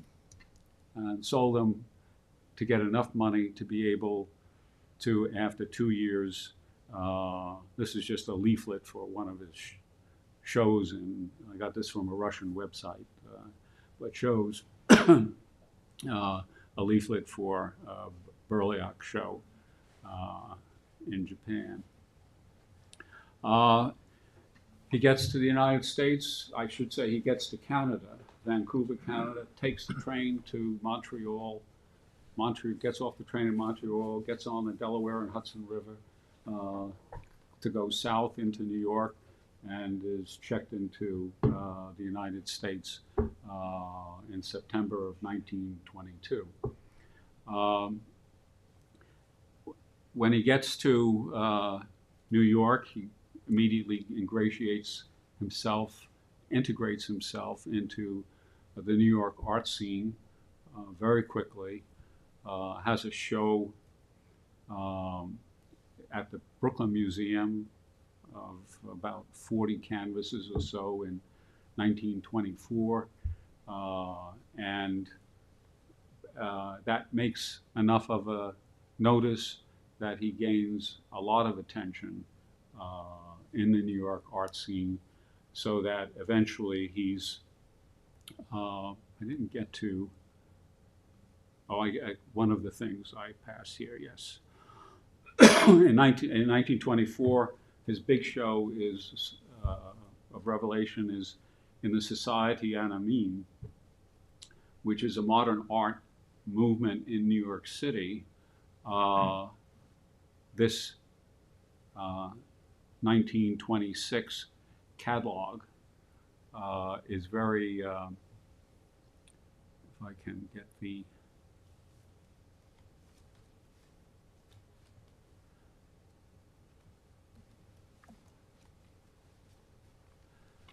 so this is his catalog position, and describes in the description how he came to be known as the father of Russian futurism. In his collection of associates and fellow artists and intellectuals and writers and so on, after a number of important exhibitions in Germany and elsewhere, he gets them to sign, quote, an official proclamation declaring him to be the father of Russian futurism. And it's one of the most successful labeling exercises, I think, in all of art. Very rarely do you find an artist being able to get a distinctive title or distinctive characteristic that will stick with them for their lifetime and beyond. So in New York, he finds himself in need of having to make some further distinction for himself. The father of Russian futurism is not something he apparently can impress people with in New York City. So he issues another manifesto. I didn't mention his earlier manifesto in Russia called "A Slap in the Face of Public Taste," which caused a big stir in 1912. This one is in 1926, Manifesto of Radio Style from the Universal Camp of Radio Modernists. And while he does mention that he is the father of Russian futurism and one of the founders of the Cubo-Futurist movement in France and Germany, he then goes on to do a lot of name dropping, which is also characteristic somewhat of art and literary culture around anywhere, including Georgia O'Keeffe, who probably was not in the vicinity at this period of time, and Alfred Stieglitz, photographer, and a whole bunch of other people. And what he declares is he's David Berliuk, founder of Radio Movement, painter, poet, orator, actor, and showman. His paintings were exhibited in various places. Radio modernists are those who determined not to be afraid of being understood by the contemporaries. And his purpose is to unite all radio modernists of the world. And he declares, I now assume the name of Radio Futurist, founder of the Universal Camp of Radio Modernists in the city of New York. That is quite a sales pitch for the arts in that time. I mean, that was quite something. And he moves on later on, Radio Modernists, into another variation, the fourth dimensional paintings, while he's in New York. Eventually, in 1941, he acquires through his son, with his son's help, the property we're talking about, 65 Old Riverhead Road. And therein, he follows kind of another pattern, his outsized personality and sociability. He begins to attract fellow New York artists, mostly emigre artists from Europe. This picture is from 1948. Berliuk is on the right of the picture. This person, I think his name is Alex Wood. This is Moses Sawyer, who was one of the artists, I believe.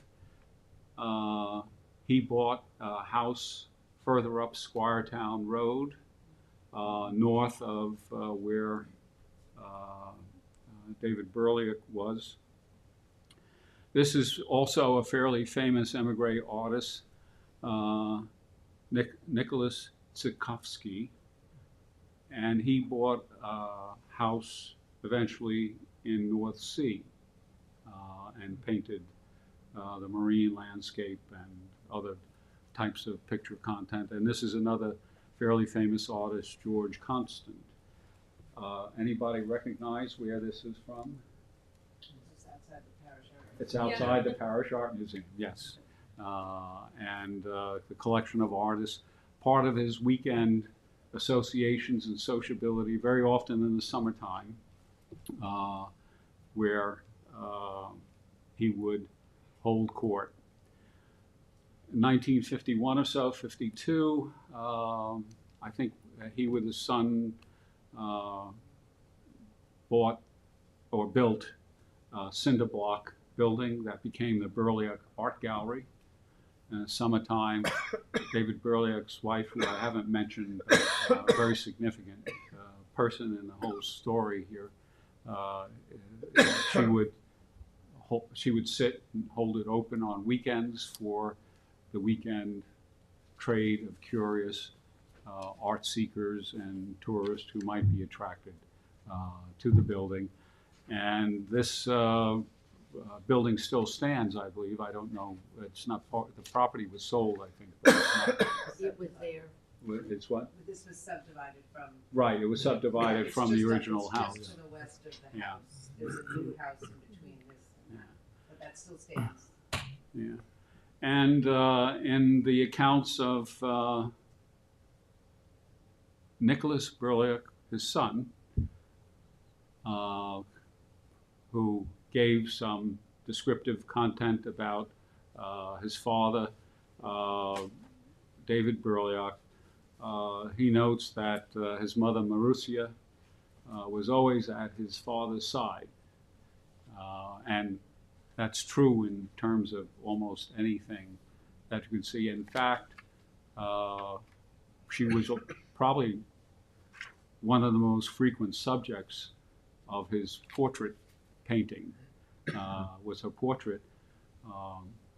And I would say, you know, just as an offshoot here, when the Russian invasion of eastern Ukraine took place in the city of Kherson, they had some Burliak paintings, including a portrait, I believe, of Marussia, but they removed them from the city to keep them under protection as Russian cultural assets. So, you know, where that goes is another loose thread of history for the current events that are out there. But in any case, Marussia was an important person, and I would say that with that, this does not seem to me necessarily to be the studio. No, This in is Tennessee. this is This is in Tennessee. this is in Tennessee. I thought Yeah, this is at the Myron King right. Gallery in Tennessee. So Myron King is the son of Oh, Walter right, King, right. who is the Liaison Hat Shop, Right. the milliner. Right. Of course, so Walter King is in Hampton Bays at the same time that the Burliaks are there, and this is I think 1966, so this may be a year before David passes on. They go to Tennessee so the King family were here in Hampton Bays. They summered in Tennessee, or vice versa. They spent their winters in Tennessee, and the Burliaks went, and he did a whole presented his work.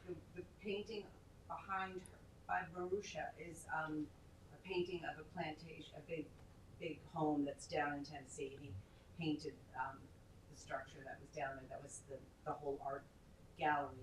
So very closely connected with Hampton Bays, and he went to Myron King's gallery. And Myron King's a whole interesting person from Hampton Bays too. But that's where they are. Okay. Well, You know, the realtor. I had thought that they had spent some time. Was that- He was a traveler, and he had spent some time in Italy, among other things, and Yeah, had I have the original postcard downstairs. the postcard of Yeah, Positano. this is a postcard of that photograph you were showing. Yes, That's the colored photograph. That's a postcard. right. That's the. And on the back of the It postcard, says, it's the Myron Liaison. it says that gallery. on the back of it? Yeah. Okay. Yeah.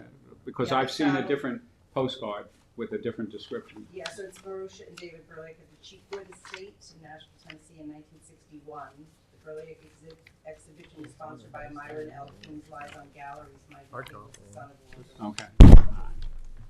So with respect to that, it's really the biography of David Burliak that is the important reason for looking at the preservation and designation of the property. I also suggested in what I sent out earlier today that there was a cultural significance locally. Local people bought the paintings of Burliak and his fellow artists that he attracted into the area. I know, for example, that on the restaurant on Job's Lane, now closed, La Chef, that on the wall there were pictures by Nicholas Tchaikovsky that were collected by a local patron and hung in the restaurant there. So the presence of the Burlicks, the presence of their bringing the artists together, also had a significant cultural impact. And let me just bring up for the designation criteria to see if you are in agreement that of all the criteria that the reason for recommending a designation is partly that, if I can slim this down, my pad is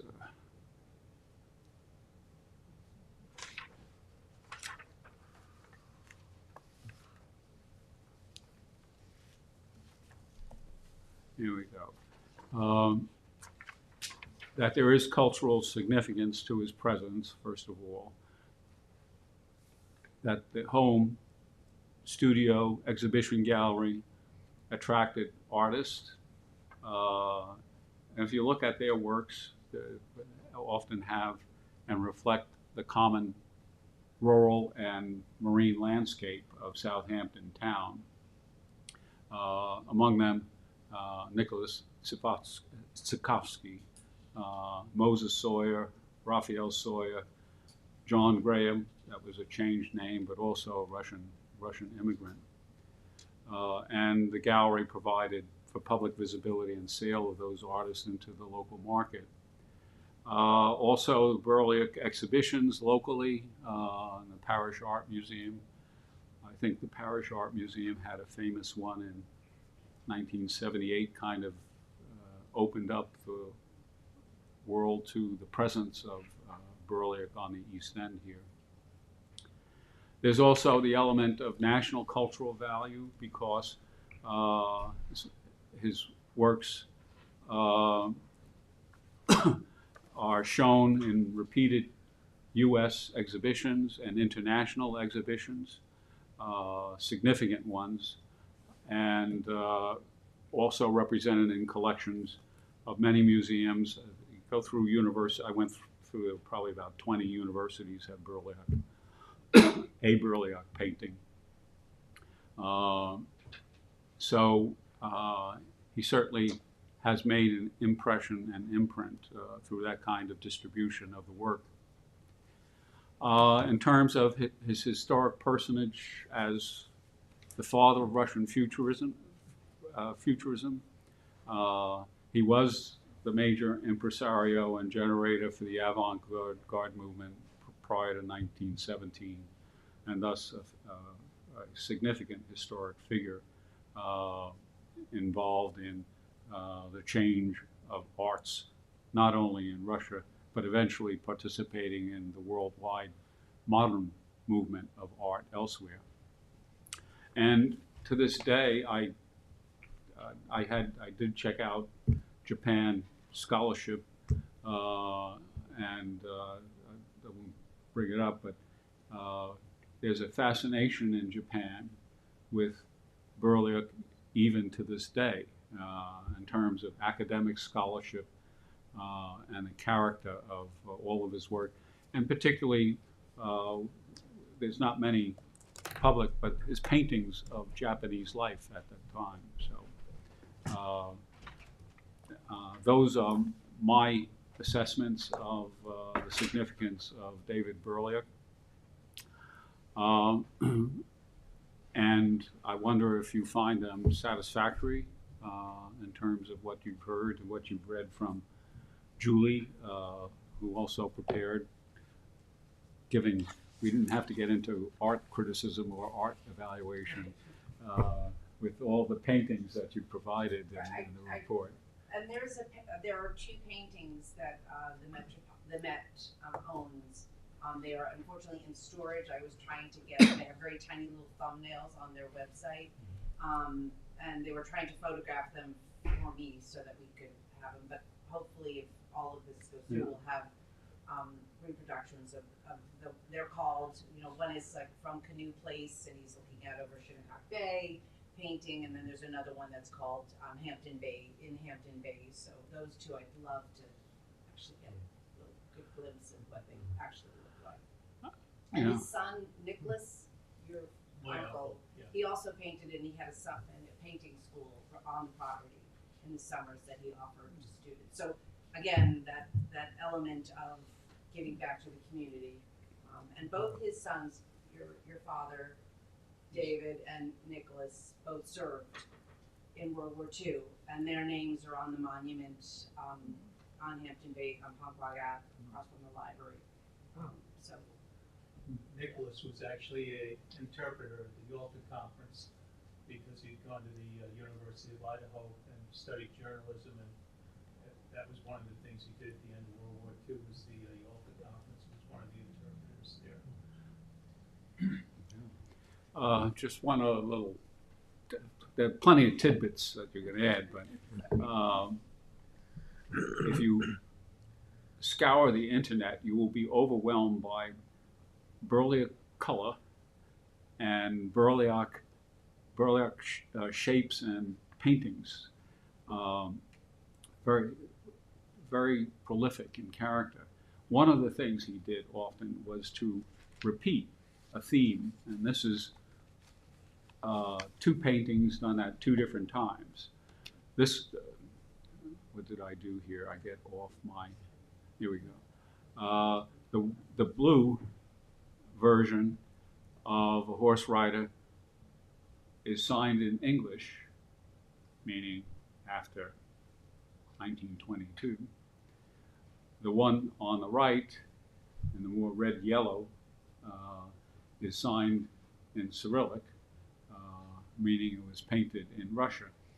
And he did that with many of his subjects and content painting. As a consequence, there's a lot of potential fraudulent claims for reproductions that can be made now with some of the higher technology for art reproduction. So the market for burlaic is one in which you would beware in terms of the possibility of some phony attributions and sales of objects that would be attributed to him. Also to note that when he was traveling across Siberia, he was traveling with quite a bit of his artwork. From this, what the family has said is that he had to leave a lot behind. So when he came to America and he had time, he would repaint a piece of artwork that got left behind. So he was quite prolific. And then he was repainting paintings that he had already done from memory.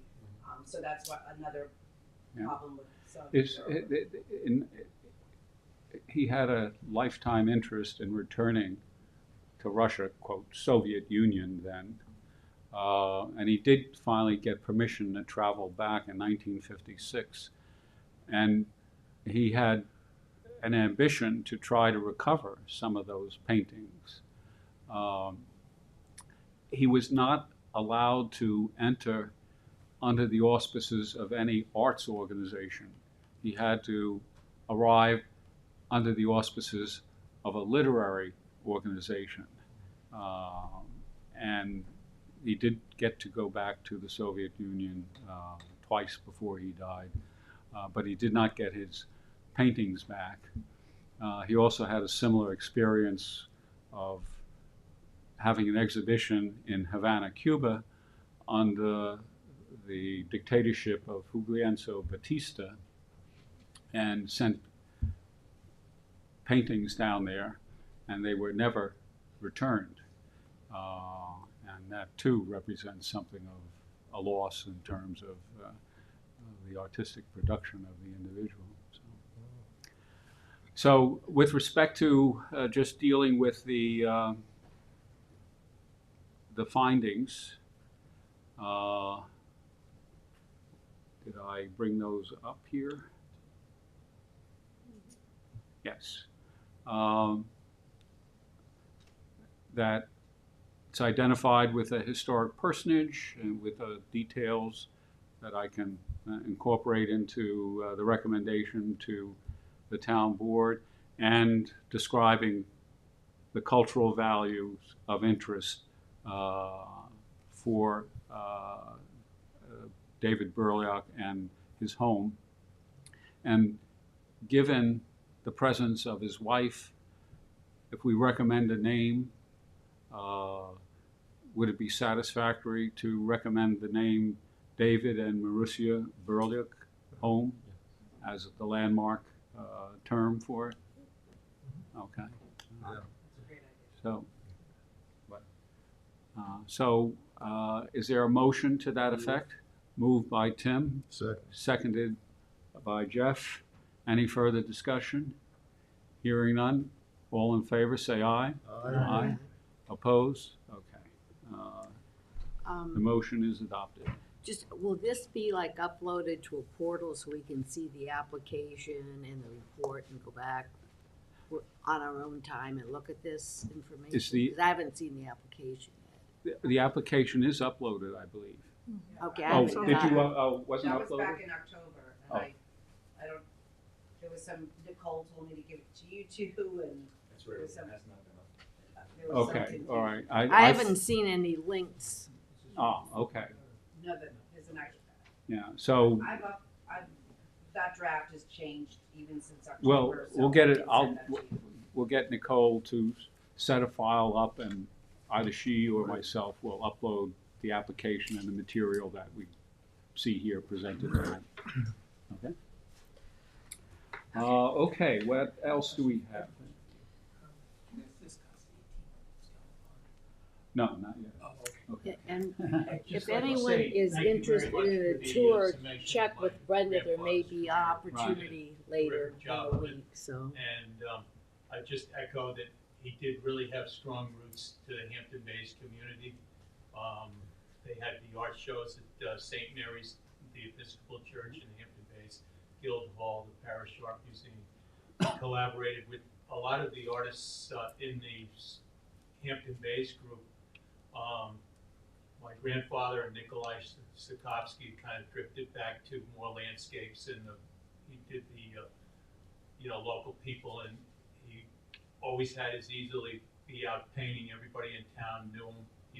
Kids would ride by on a bicycle, he'd pull them in and paint their portrait. He'd give talks and lectures on art, and he'd pull somebody out of the audience, and while he was talking, he'd paint their portrait. So he had a real connection with the community, and I think it's great that this is going to go through. So thank you all. Thank you. Well, thank you for the information you provided too. It's very good. Thank you. No. Okay, so that done. Let us return to demolition applications. And you're in a hurry to get out? Okay, we'll take 18 Old Scallop Pond first. They're gonna kick us out at 9:30. That's when the janitors go home. So, yeah. So, okay, 18 Old Scallop Pond Road, North Sea. Proposed demolition of a garage associated with, quote, a circa 1870 dwelling. The problem of 18 Old Scallop Pond Road was that the building was not built there. It was moved, the house was moved there, and probably the garage was moved there. Yes. And do you know where the garage came from? I do not know. All I know is that we're in the middle of renovating the house at the moment. And the house framing, you can tell by the age of the wood, that it's an older house. It's true 2-inch by 4-inch studs. It's very rough of the house itself. And the house was actually 2 parts. We started going into it, we realized that it was 2 houses that were merged together. So they're not even the same, even of the same time period. Now the garage, the framing inside of the garage is much newer. They're 1.5 by 3.5 inch studs. It's probably, if I had to guess, it was probably something that was maybe constructed in the maybe early 60s, just from the look of the wood and stuff like that. True 2x6 roof rafters. So I didn't see anything that even remotely resembled anything of the same framing that went on inside the house. And I didn't print it out for some reason. The design of the new garage, the windows are going to be, the design of the new garage, what are the windows are gonna be like? You're not moving this, you're demoing it, correct? We were originally thinking of moving it. They don't need a garage this large. And then when we realized that they would have to take down some trees in order to get it moved, it became one of those things that wasn't worth trying to save a garage. And the trees are much more significant on that property. So we'd rather really keep the landscape of the property, and that was the reason. I drove by and I just looked at it from the road on Sunday, and I took a few pictures, for myself. And of course, where it sits now, it sort of recessed back. It looks nice with the house. Not that you have to keep it, for that reason, but I did like the windows. I will comment, the one thing that did concern me though was the deck on the second story, the stainless steel. I went back and I looked at that old application, for that, and that's not what we're discussing. And it didn't list materials, but I made the assumption then that they would be wood versus. Is there glass panels on that, or just stainless steel and those little strings? Right. But that's another story. But I guess to me, reminds me that when we look at these, that how important maybe requesting what materials, because what the picture I had seen looked like, a ball on top of a wooden post. So I thought, I went back and got it out and re-looked at it. Because I've heard comments from the general neighborhood about a concern, how that, how modern that looks on that older house. So that's my comment. It's a past one, but that concerns me what might happen. So the garage is to remain, to have the same wood shingles that's on the house, be painted white to match the house, and it will, be the simple gable, just like the house. Everything was the new garage at this. What kind of doors? The garage would be a cottage, like a cottage looking, door. One car garage. What? It's a one car. Yes, in fact, it was to require this. The one that's there now is a 2-car garage. This is now just going to be an 18-foot wide 1-car garage. So are you able to the pull proportions up are the much application there? much nicer. It kind of stays with the. Are you able to pull up the application itself? Pardon? The application with the design.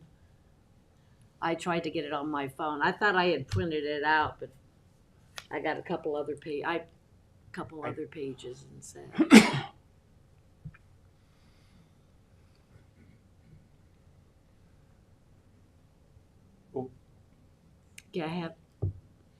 Yeah, but I was just wondering what the design of the new garage was going to look like. I have to apologize. I didn't realize we were here for that. I thought we were here for the demolition of the garage that was there because it was considered to have been moved around the same time that the house had been moved. And we knew that the house was an older structure. The garage is not. So there aren't any designs for the garage then? There is. In fact, the building department has it, but like I said, I didn't. Okay, it's not a landmark. It's usually that's the old garage, of course. I like those windows. But that's usually we get. Right. It's for the demolition. I don't the know. Existing plan and. Well, sometimes we do, not always. The other question is, the garage is really not historic. Yeah. It's not. I thought it was. The house 1920. The house was not originally there. It was moved there. Oh, I got that. Yeah, in the 1970s. So you kind of looking for. The AYB was 1920, so I don't, not that that's the age. Yeah. No, I just heard that there was some concerns about it, and so I wanted to make sure that I inquired. Well, I have no concerns about the demolition of the garage myself, so I don't know if any. No, let that It's go. not historic. Oh, I will, I just, No, I'm not. If I say- Let it go. So. Is there a consensus then, that it's, No objection. no objection? No objection. No objection. Okay, that's good. All right. So, Thank you. all right, thank you for sticking around and through thick and thin. So, 14 Ridge Road, Shinnecock Hills.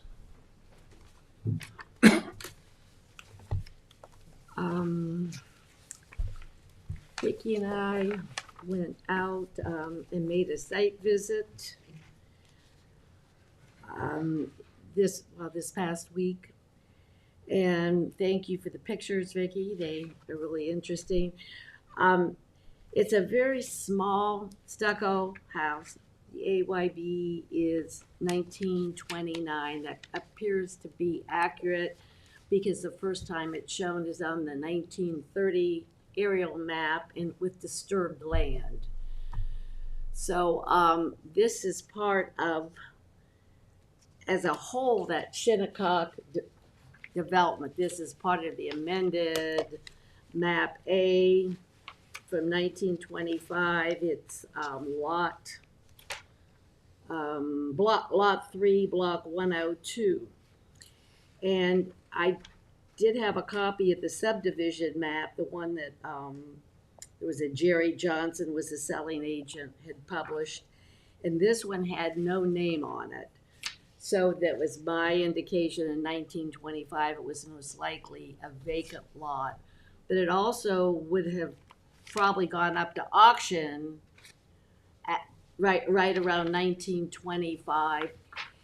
And it was built by 1929. So my guess is the original owner, who we do not, I wasn't able to find that. I mean, I Googled lot 3, block, I went through all the, historic newspapers, even with lot numbers, to see if I could pull up something. But, so we're not sure who built it. It appears to be built in 1929. You can take, that's a Flemish pattern chimney, which is also leaning a little bit to the left. But what you can see on the left-hand side was they came back in, I think, 2014 for a work done as added bathroom. So you can see the flat roof dormer that just sort of pops out. And when you go upstairs, it's really, the upstairs is much smaller than I pictured, but there's a little step up, and that is a bathroom. So that would be, somebody built that, and they came back, right, in 2014 for the as-built second bathroom. Forgot to mention the little roof rafters coming out. But it was built, it looked like to me, possibly in the style of the Art Village, arts and crafts, similar to the things we saw there, but. It has a craftsman look. Right, Yes. but, so you could, the reason I say that is you go farther up Not Ridge that Road, bathroom and there are part, 3 the significant rest of it. properties that were built in the 1890s of students of William Merritt Chase, a little farther up the road, which are in AKRF, and I actually got to go a tour of one through the Historical Museum house tour.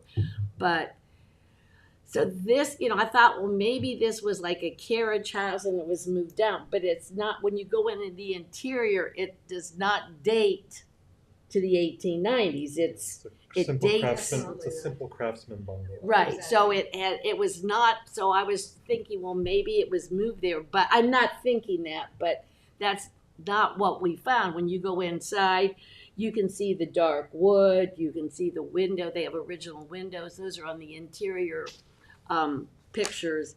Everything dates pretty much to the inside. They had 6/1 windows on the inside, the dark wood frames.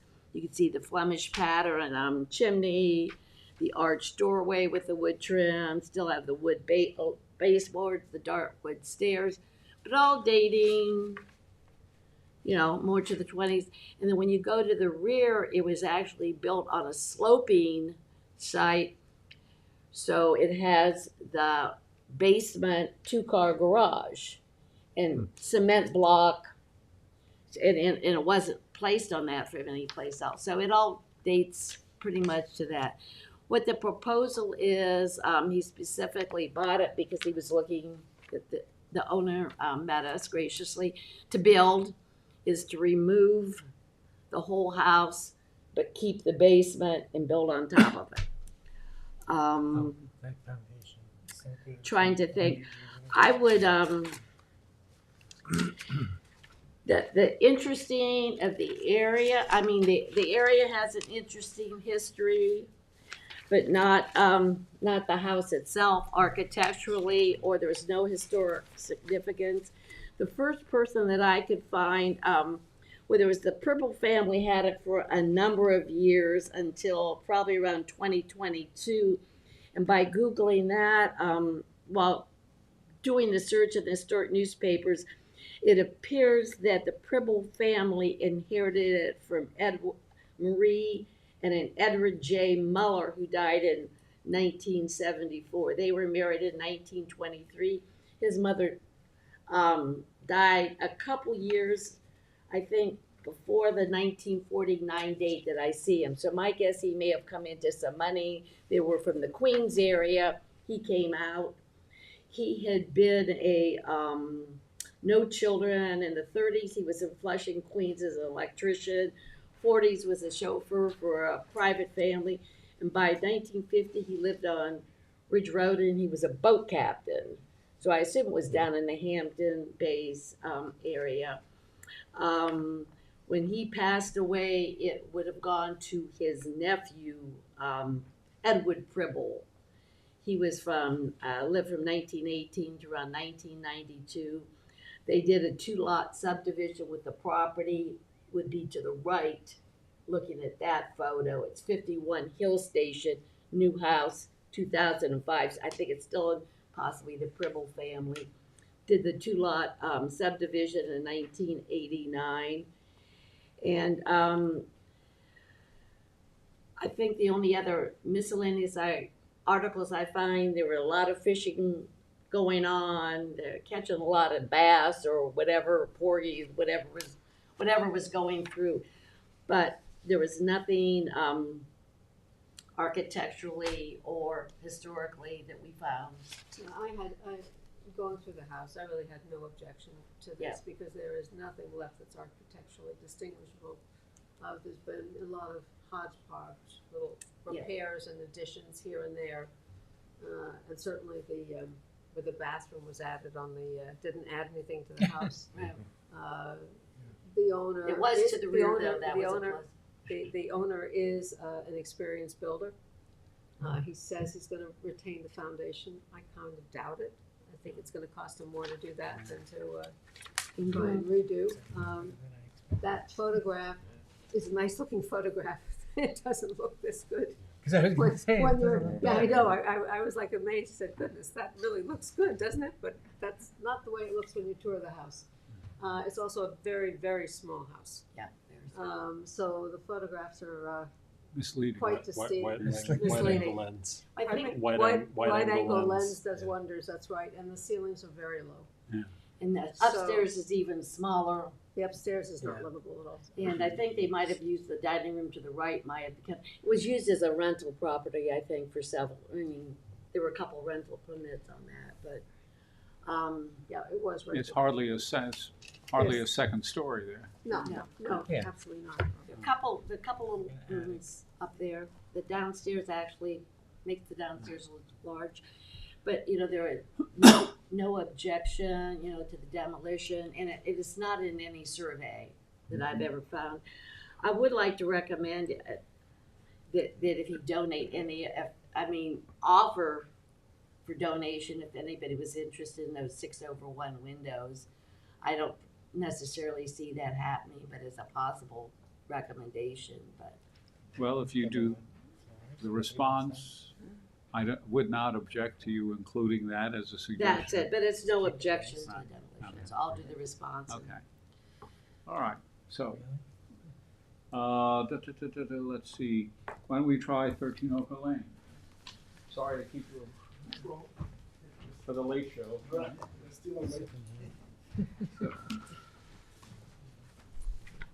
Um,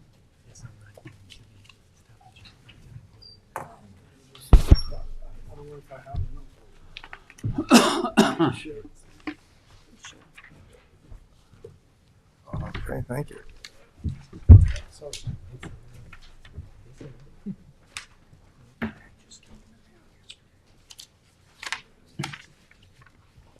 Miguel Weinstein, architect. Good evening, members of the board. Ms. Chang Ji is the owner of 13 Ocker Lane, and her late father, Roger Sam, have been part of the art village since 1972. All the neighbors that know Mrs. Chang, they know that she's a really respectful and honorable person, and that she loved her house, and that all the time she wanted to preserve the character of the original cottage.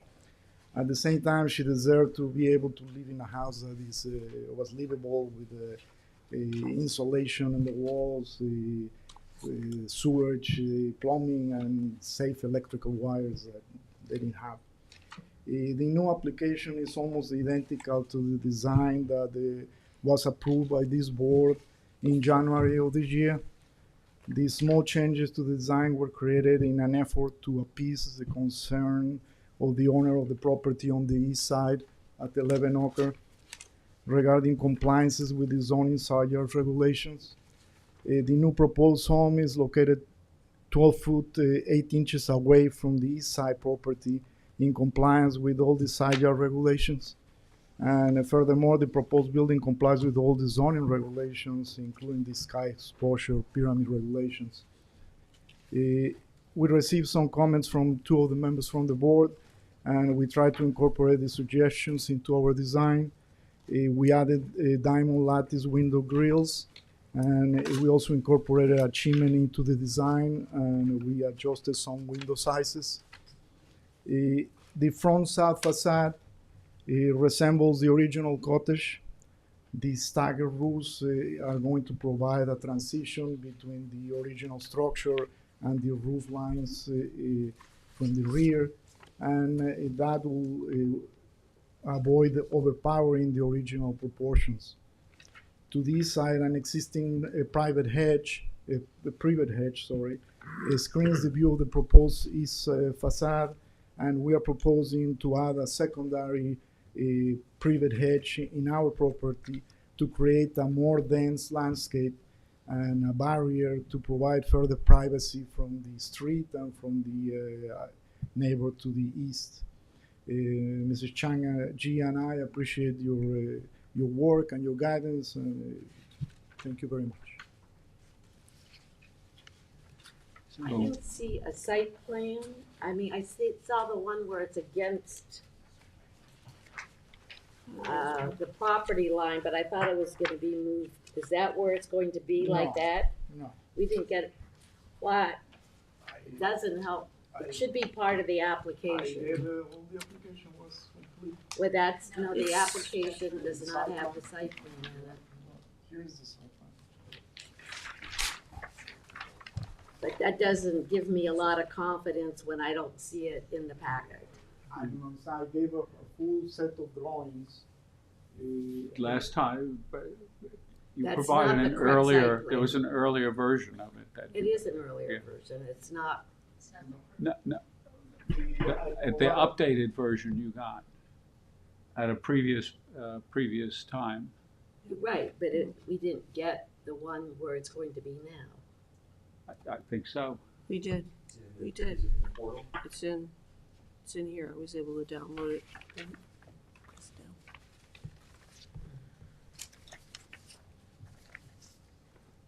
Is that in this packet? Then It was on the portal. It was part of the Okay. stuff that was posted. if I if downloaded it it. was in the old one, if it was in this one. Okay.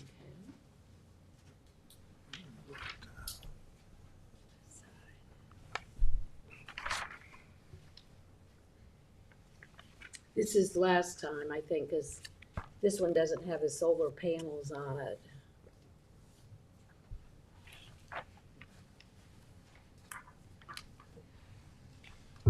The one that Bill reviewed didn't have solar panels. And this West Side has solar panels, and that's how I know that's a different packet. Oh, I assume it is. Because this one has solar panels on the west side. And vents. You don't have a copy of the set of drawings that we sent the last application? What we received this time doesn't match what we reviewed in the pre-application. No, we made some corrections to the pre-application because there were some suggestions by the members of the board, so, and we submitted a revised drawings. You know, it's more than that. It's the solar panels and all Right. the little vents coming out of it. Well, of course, the chimneys in this one too. Bill had Right. pointed out you didn't put the chimneys in the Correct. other one. So the chimney This one is has there, solar panels on the west side.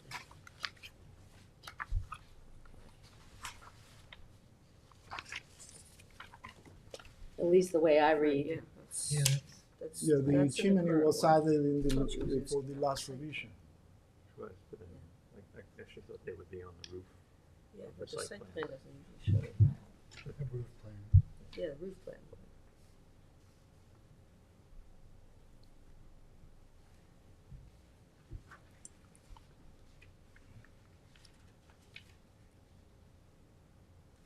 I mean, there may be other changes, but when I saw those, that There was. it is, yeah.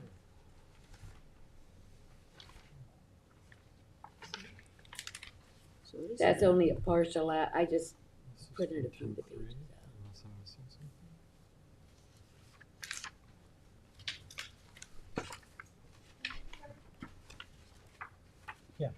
Ed? Ed?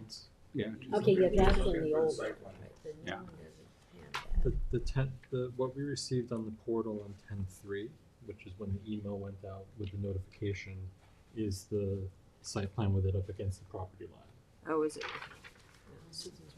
So- We're just looking at. So I don't know if something's uploaded and we This didn't one. get notification it was uploaded and we would have had to have manually checked. He's got a different one. But I don't think that works that This way. was, okay, this was sent earlier. But this is the current site. Ed, Ed? Ed, there's a question. Please look. I'm looking for the, Gotcha. there's no, I can't This find is an the old one. updated This is site the plan ones that on we- the, Yeah. this application has Exactly. the old, Then we send a site plan, yeah, this has a Yeah, that chimney. has the site plan, Yeah, well, but this that is, was this the is one. elevations. I think she's That's talking the about old site one, plan. it's not the new, the current one. Like this. That's the site plan, correct. Right, this was in Yeah. the previous The middle. current one has the old site plan, but the one that you reviewed before has the proposed site plan. But not the solar panels.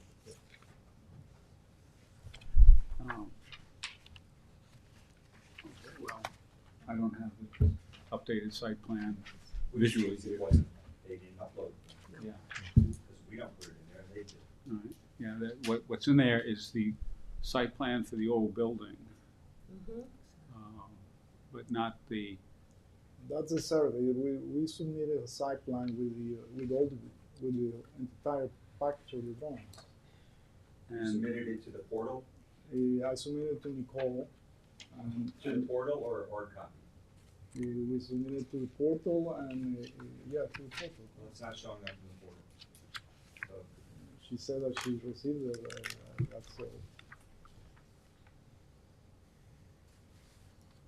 I submitted and she returned an email saying that she got it, so well, that's what she got, was that old site plan. that's twice. That's not-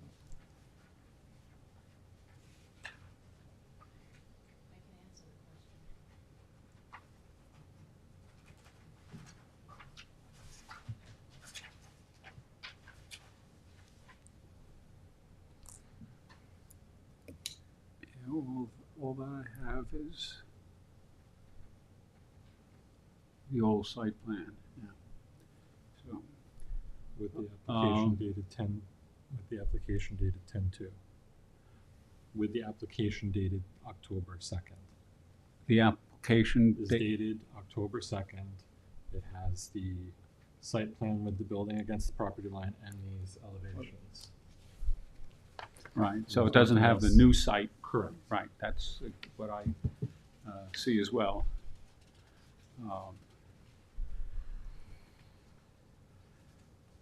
So, And there's a member of the public that has a right, comment. so first of all, is there a desire by the board to have an updated site plan in order to understand? Well, I think if the people don't have the updated west elevation with solar panels, they might wanna look at that. Yeah.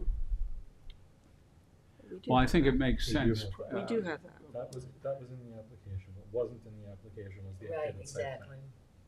But that is. But the one Stephanie was looking at had the different one. So, I mean, we're absent one piece of significant information in my estimation in terms of the siting of a new structure on the property. So that's one element here. You had something that you wanted to provide. Yes, if I Why I don't just- you give us some information, what you want to, All right, I spent hours trying to yeah, figure all get up this and out. identify yourself. Okay. My name is Linda Riley. I'm an attorney, and I appeared before you before and sent in letters before.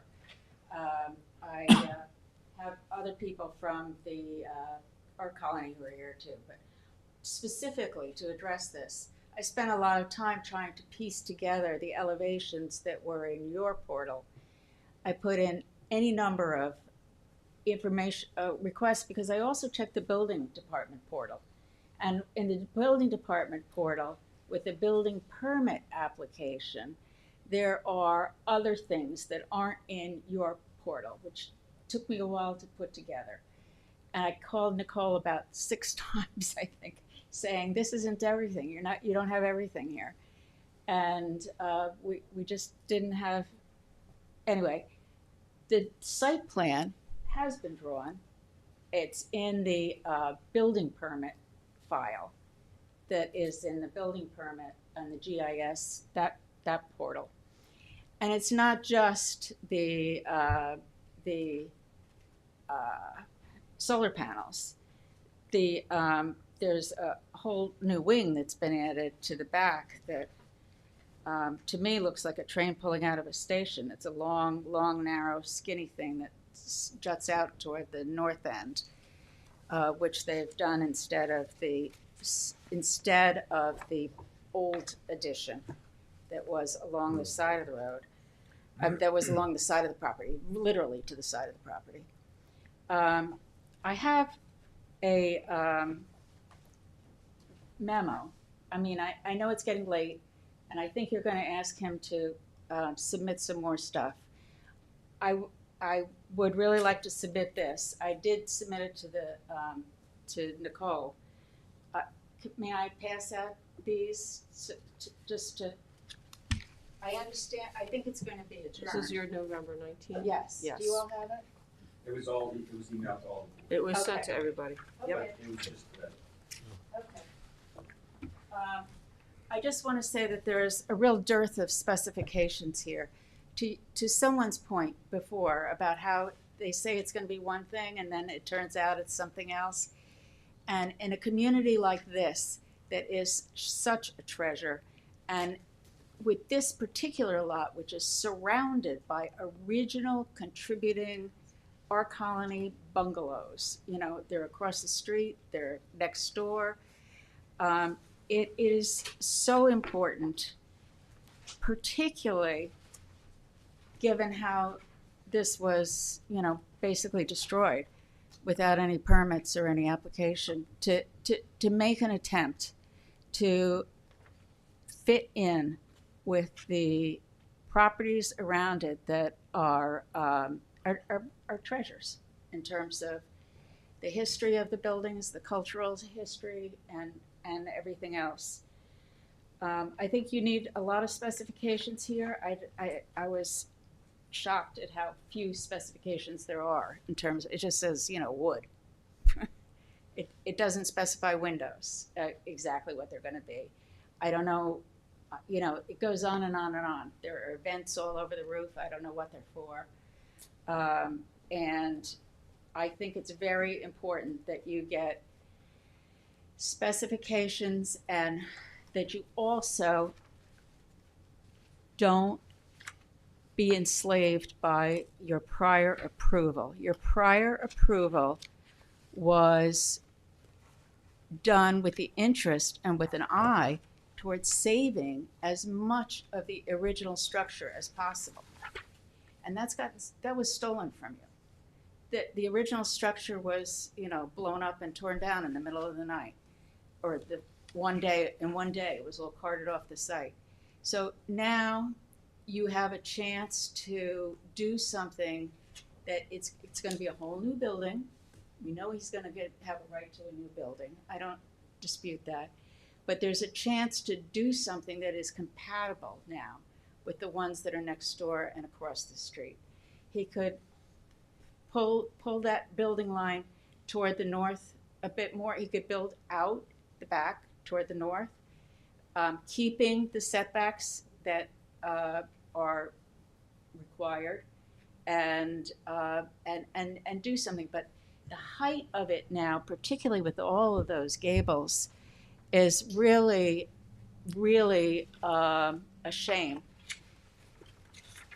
All the houses around it have second floors, and I put pictures in here too. The houses around it have second floors that are tucked in under the eaves on the second floor, if there is a second floor.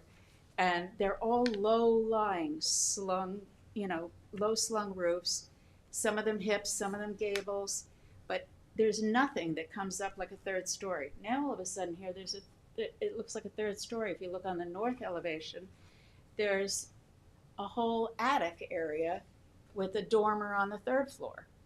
I mean, what happened? I mean, you have a chance now to bring it back. And given what the neighborhood is and how precious the neighborhood is, I think you ought to take the opportunity to do that. I think the height's a problem. The sheer mass of it is a problem. And now that you're not saving one board from the original house, let's see if let's see if we can honor the things that were the most notable and distinguishable, like the front facade with the porch and the way the front facade lined up with the corbels and keep that like predominant. It predominated before, it was prominent before, because any of the additions that had been put on later were toward the back. So it didn't like crowd up the porch and that little masterpiece that it was. The new plans show the house being added on both sides, 6 feet, right behind the porch. The porch is only 6 feet deep. And the new plans show the addition going on with a whole first floor and a second floor over it, just right behind the front porch. It's not, you should take a look at the old photos.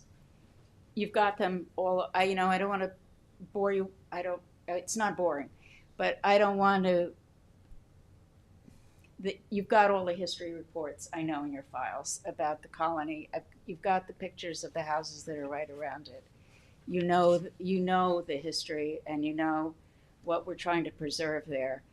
And this is, to me, putting a carbuncle in the middle of a charming old neighborhood. So I would argue that you should get a site plan, yes, but you should also not get something that was submitted before and approved because you were trying to save original building materials. That it's just lazy to submit that same thing with these extra solar panels and whatever.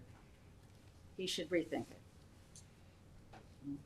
In essence, your criticism is a lot about the scale of the house relative to surrounding properties and the village itself. And I would argue for reconstructing or rebuilding the front facade, that porch, the gable roof, the hip roof, the hip roof, the corbels that were right over. The porch was amazing. It had squared off columns. They weren't columns, they were squares. Wood shingled with kind of matching corbels over the top. You could see it's just that front little part there that's kind of, you can't even, but it had a ton of charm and was very distinctive, and it's what shows on all the pictures. That should, and then if they want to, bring something out more toward the back, I'm not going to design it for them. It's not, but we object to the sheer height of it. Even I know it meets the zoning code, but when we're talking about a neighborhood like this, a historic district like this, it's not just about meeting the zoning code. And by the way, they do have a variance application that was granted for pyramid relief. So doesn't quite. Okay, thanks for the comments. I just have to clarify. They are representing 11 Ocker that used to be the location of Laugh-A-Lot. No. Yes. And on 2016, the same attorney was here trying to demolish Laugh-A-Lot. And she presented that the application. We moved. And you moved it because somebody saved that house. But I don't understand what's the problem of the neighbor with the owner of 13 Ocker. We tried to listen to their complaints that the existing house that was there was too close to their property. Didn't have to comply with the zoning setbacks because it was at some point part of Laugh-A-Lot that was cut and so on. But because of that, we brought the house to comply with the side yard setback, and the owner, Mrs. Chang Yi, is trying to be understanding of the neighborhood and from the neighbor, and we're trying to do a house that complies with the setbacks, and I don't understand what you were trying to Okay, well, to bring up. let me turn back to my board members here. You made an inquiry of us for any comments. Correct, yes. On the proposal, and there were two comments that were made, one by Bill Hine and the other by Samantha. Yours was about a desire for diamond pattern windows in the windows in the new building. That would be an appropriate place reflecting the character of the old building that once was there. There is some pattern shown for diamond windows on the on this rendering that we have here. That is the intent to carry forward with diamond pattern windows in the building. We from the pictures that we found from the latest pictures that we found from this house, that front dormer had that the square pattern, didn't have any diamond. If the board feels that there should be diamond on that dormer on the front, on the second floor, we could change it to diamond pattern. We have no objection to it. From other houses in the art village, we saw the pattern that the second floor was the one that carries that diamond grills on the second floor, and that's what we did in the proposed design. Bill, you had some comment about roof lines, as I recall, maybe from a while back. Yes, there seemed to be some, between the side elevations and the front elevation, there seemed to be some things that didn't quite line up, but they have been corrected. In the new elevations? Yes. Okay. Yeah, in the latest. Let me just mention the solar panels. This is a requirement that the building department is forcing us to add into the structure to comply with the new energy codes. So we put them in the back of the, so nobody from the street could see them. They are facing the west, in the back of the building, so from the street you'll never be able to see that there are solar panels there. We don't like them either, but because we have to comply with the new energy codes, we have to include them in the structure, and they will not be visible from the street. I will say that we continually confronting the question of solar panels that are showing up on roofs because of energy stipulations. Correct. From different sources. I don't like them either, but we are being forced to include them to comply with the energy codes. Southampton has one of the most strict energy codes in the state. Well, I think one of the things we would like to have is that site plan that. Yeah, of course. The whole package, I don't understand why you don't have it. Yeah. Well, if it's just the site plan, I don't know, we have a lot of the package. I'll resubmit a complete full package just so we know that I will put everywhere the new dates so everybody knows which package they're looking, so there is no confusion of the oldest and newest. Just with respect to trying to develop a consensus of opinion with. I'll keep it very brief, please.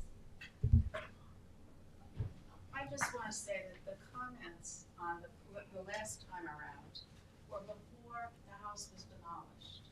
That was a plan for an addition on the back of the existing house. And those comments about the diamond paned windows and the roof line were all in relation to saving the front of the house. That is not a consideration anymore, number one. And number two, you have to know that there was a stipulation. They were brought to court after demolishing the house without any permits. And it's part of their stipulation, and that they have to comply with any requirements or conditions that you put on it. And to the point that was made earlier, you don't, the question of diamond panes in the window begs the question. He used the word grills. Do we want grills on the second floor? Probably not. What was in the original house was true divided lights with the diamond panes windows. I don't care about the diamond panes particularly. I don't want that to be my whole argument. But my argument is that you should have really in writing in terms of specifications that he submits exactly what kind of cedar. Is the roof going to be asphalt or is it going to be cedar? It says one thing in the application to you that it's going to be wood shingles. When he submitted it to ARB, it says asphalt. You should be careful, and you have an opportunity here to put down exactly what the conditions are. You can work it out with him. I'm not for doing something that's appropriate with this neighborhood under these circumstances, particularly in light of the court order. Thank you. Okay, well, I think we've had enough for the debate for the evening for tonight.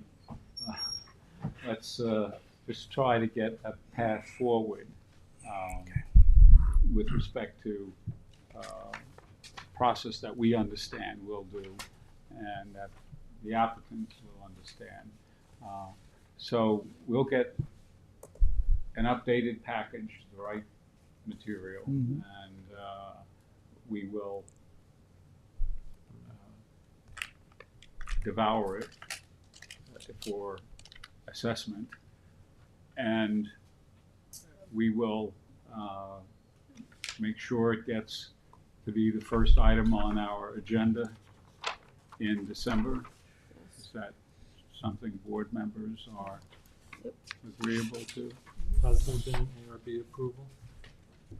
And apparently, we'll have to check other information, including ARB, and David's making a note about checking the language of the stipulation. So I've got eyes in the back of my head.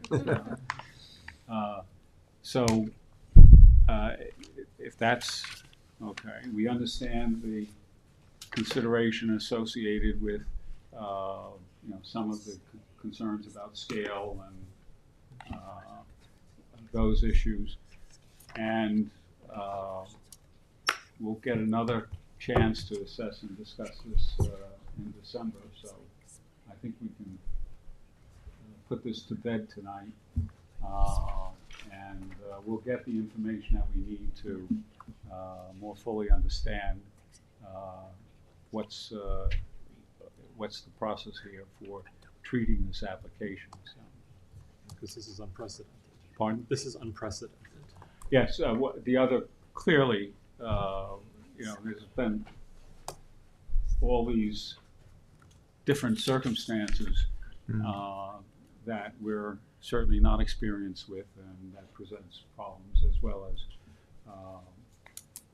I've watched sometimes the planning board and the ZBA referee fights between the applications they receive and neighbors along the way. But this is a new experience for us to engage on an issue like this. So we're on a learning curve too.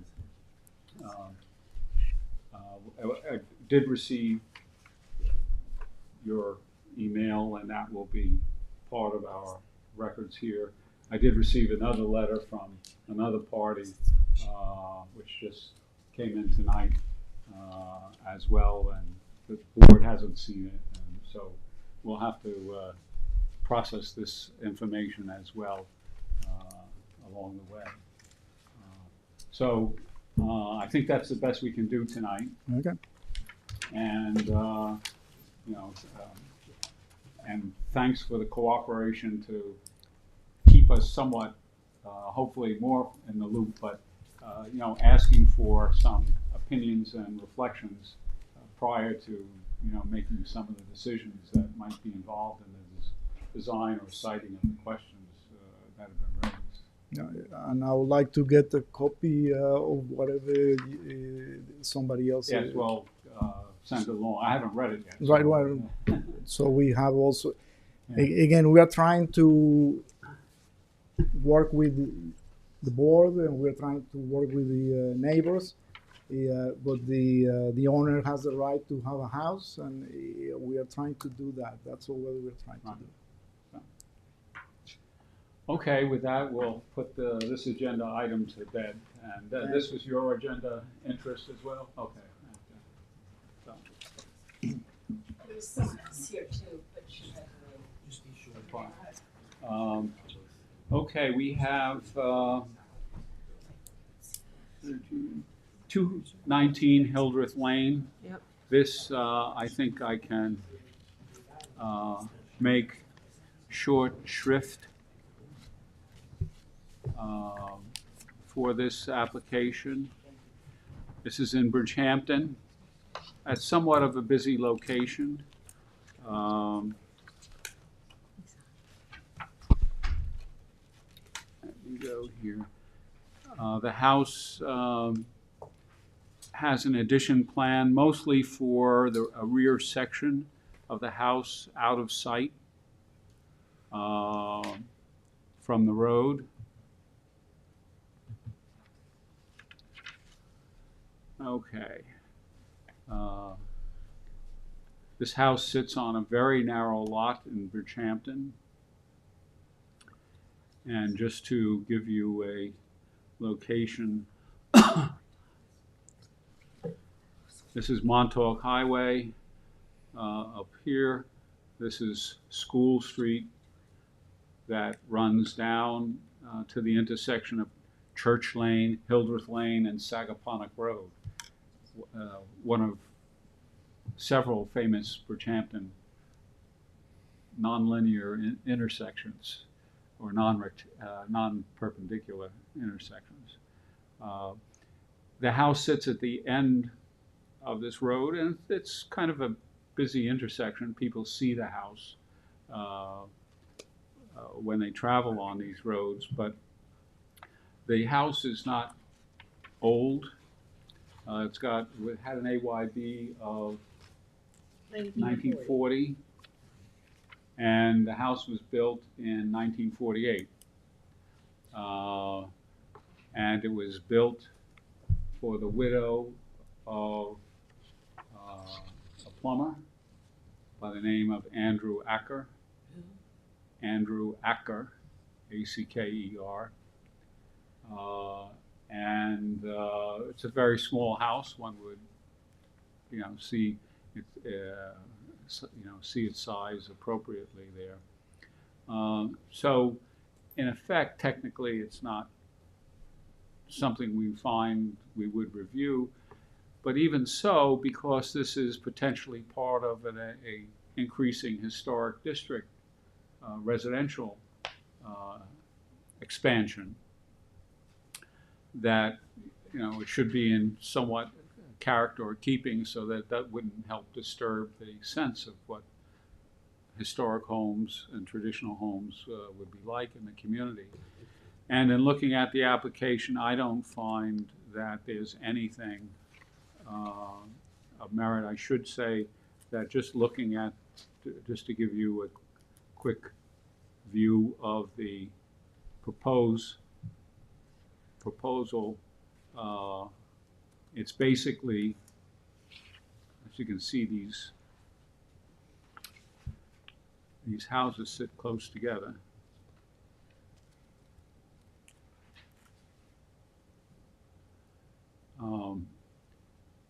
And the addition is basically something that will be in a rear area of the house away from the street. So it's not something that would be easily seen as well. And just to verify the application. My only question when you pull that up, were there skylights to the front or the back? I thought it was large skylights. They are to the front.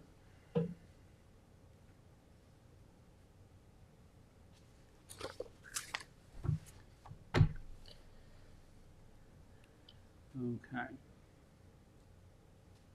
It's the north elevation.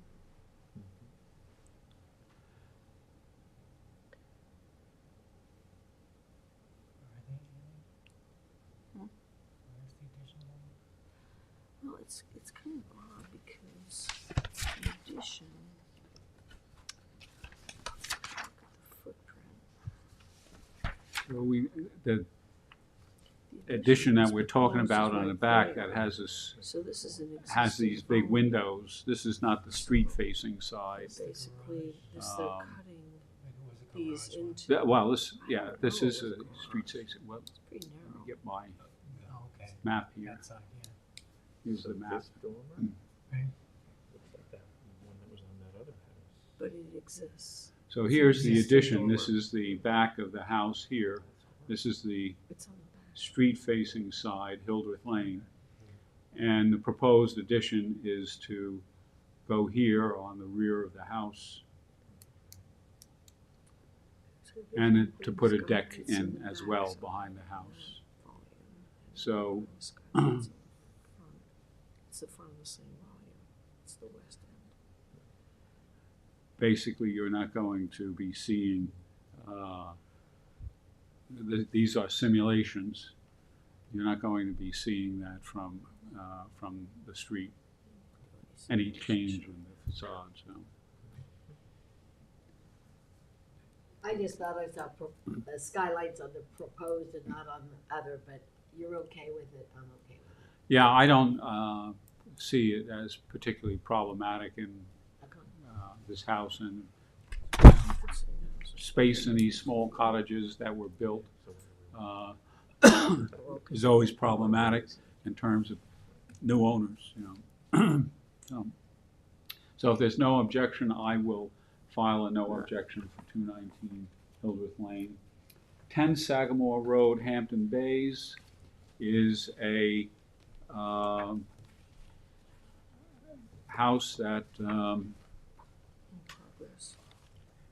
was worked on before, kind of a partial work done house.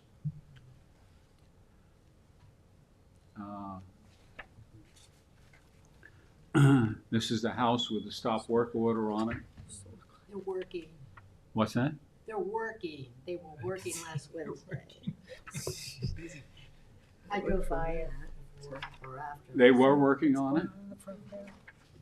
That was the former. thing to code enforcement. Does that look like windows? You that observed looks like it? some- Do you know the It's SOS? over the I windows. saw them working on it, but Oh, with everything else going on, I There's the chimney. figured Looks like the chimney's gone. nobody Where's sees, Sagamore Hill Road? doesn't seem. Wow. There's a number on that. 'Cause the chimney's completely gone. In any It's case, tacked on. Ed, there's someone on Zoom for this, there is someone, thank you, Peter. whenever you want. them to- Yes, put them on. So again, this is 1940. It's right on the house. Yeah, I know.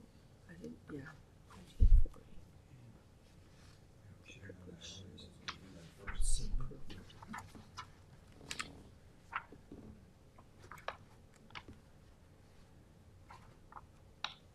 Looks like all the historic fabric is pretty much gone.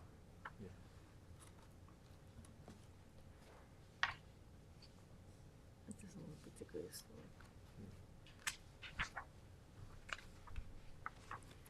I know why. It's been moved up. It's basically unrecognizable from what it was before. The house sits in a commercial type area. It's next to a boatyard. Yeah, I it's a different area that way. yeah, should just give you a, Good evening. good evening. We hear Yeah, you, yes, I'm the owner of 10 Sagamore. right? Okay. Would Yeah. you identify your name and where you're from? My name is Alan Fajardo, and I'm from the town of Brentwood, New York. Okay. So I'm here to answer any questions you guys might have on the property. Are you the owner or a representative? I'm the owner, sir. You're the owner, okay. Yeah. Well, the house was being worked on apparently without the proper permit. I purchased the property as is. It was the only thing that I was working was the only thing that I touched was the exterior of the property. which was the siding. The roof was somehow done, half of the roof. That's the way I bought the property. It was gutted out from the inside Oh. by the previous homeowner. So, are there people presently working on the site? We were securing some of the, because we have put some of the paper, and the only thing that was being worked on was just the siding. Nothing else. The interior is still untouched, So, as they found it. but there is a stop work order on it. Yes, that's a stop work order because of the weather, because it's been raining and everything, so it's damaging the paper that was already put into the house. Yeah. For the siding, so all we're doing was just the siding. Nothing, no structure has been done. Nothing has been added to the property. Everything's, the bedroom size still the same size. Nothing has been done as far as the interior. Exterior was the only thing that was completed. The siding. And to do a siding, you don't need a permit for it. So, okay, all right, thank you for that information. The interior is still as is, as far as the stop work order was put in. But a purchase of property was a halfway demo. So, okay, board members, as you can see, this is a commercial industrial neighborhood, so AYB is 1940. the AYB is 1940, and actually, I looked at the 1938 map, and you could see that it was cleared, and it looked like the house was there in the 1938 aerial. So, but anyway, it's basically about that period I of time. like the old windows, but they're all Right. So, with respect to what's been changed, and what is offered, I don't see any reason to object. And Susan, you saw I the agree. structure, so you agree. It's Is gone. there any other kind of consideration to be found? No. I don't see any, so I'll respond to the building department. We have no concerns about this. The only other thing I might say is that to take care of any issues of enforcement with respect to the appropriate activity on this house. So if that's okay with everybody? Yeah. All right, so we'll send our response back to the building department with no concerns. Thank you so much. Appreciate it. Right. Thank you. Good night. Good evening. Okay. 89 Cobb Road. Can I Vicky just and step in for a moment here on 89 Cobb Road? Susan and I did go to visit the property this week. However, I'm sorry, Susan and I did go to see the property this week. However, I'd like to defer this discussion to the next meeting because the information, the architectural documentation that we received was inadequate and misleading. So we need to get some corrected data from the property owner and her architect in order to even So it's comment your on this. recommendation that we deem this incomplete? Yes. With respect to certain needed information which you Yes, will we will get it. identify Yes. And Yes. identify to Nicole? Yes. And we'll proceed from there for the next meeting? Mhm. Is that okay? All right, fine. Okay. Just as a reference for the agenda business, we did send back a response on 670 Montauk Highway, Queog, and 107 South Country Road, basically adjoining parcels with respect to a subdivision and planned development, multi-family development that's taking place there. And there was no problem with that. I don't, I assume sent to communications. I assume they were processed, so. 20 Wood Trail, Flanders was, That was passed on a full initial review. review was passed. Correct. As soon as it came out. Not worthy of a full review. Yeah, I'm glad you're still awake. Yeah, it's just that when Nicole does the minutes, she's gonna wanna hear you mention everything on the agenda. Yes, okay. That's good to keep reminding me about. The other, we did the 2 pending landmarks. 520 Montauk Highway is still up in the air. The Stony Brook Southampton windmill is probably even further up in the air. And no news on 11 Walnut Avenue, and no news on 149. Nope. There is news on 126.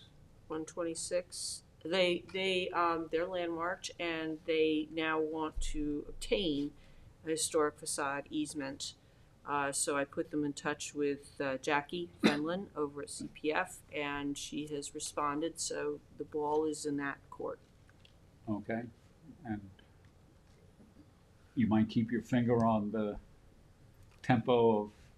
I think the property owners and I will all keep an eye. Now that I'm aware of it. Yeah. Excuse me, there's someone, the architect for 89 Cobb, and just wanted to talk, I don't know if that's open. The architect for 89 Cobb, we just 89 deferred. Cobb. Oh. Okay, is he still on? Yeah, it's still Okay. on. Been adjourned.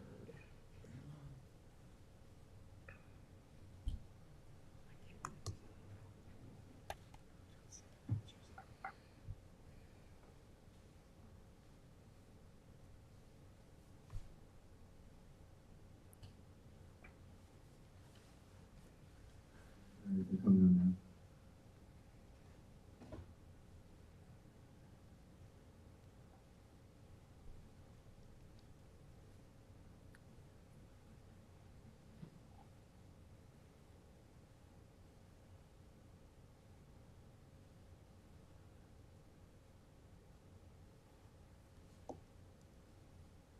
Hello.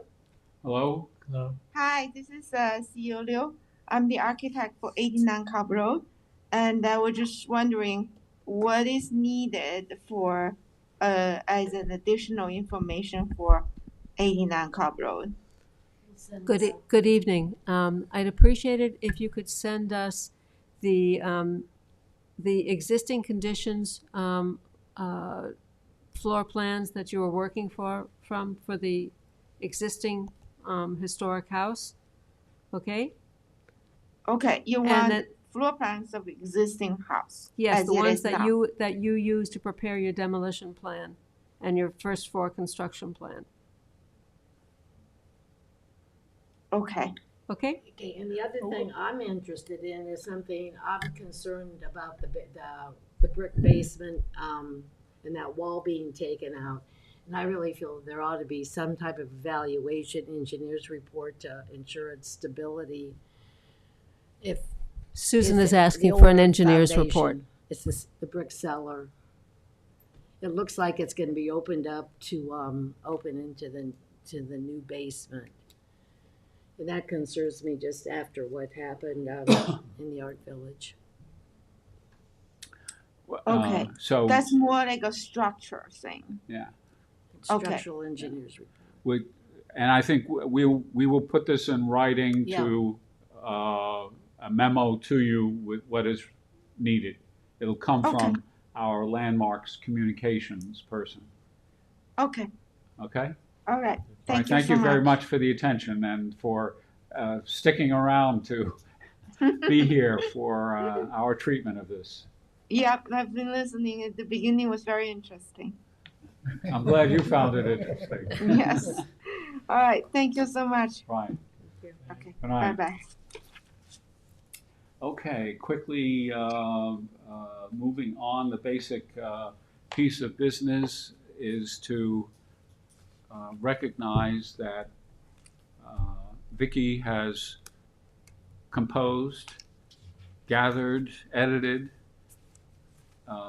communicated the annual report of the Landmarks Board. Submitted. Submitted, okay. Yay. As Congratulations. and first time exercise, and I think done very well.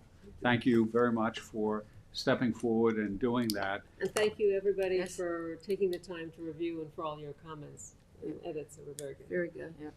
And of course, Susan's number counting also comes in Vicky's handy doing too. her own system though, so I supplement, but she's got, So, we'll yeah. talk about that the next time. Right. She's doing a good And job. the fact was, it was submitted to SHPO, whose regional authority is also in a role of first-time reviewer. Yes. And so probably knows absolutely nothing about what goes on in Southampton town. So a lot of things kind of have to be spelled out and explained in such kinds of reports. So some detail is often important.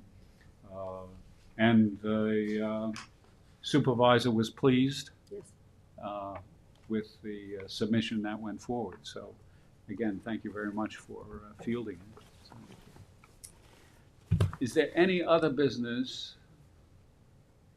1 minute, you can make 10:30, no. Yeah. There is no other business before the board from members or anyone. This meeting is adjourned. Thank you all for 29 and a persistence. half. I wouldn't have made 10:30.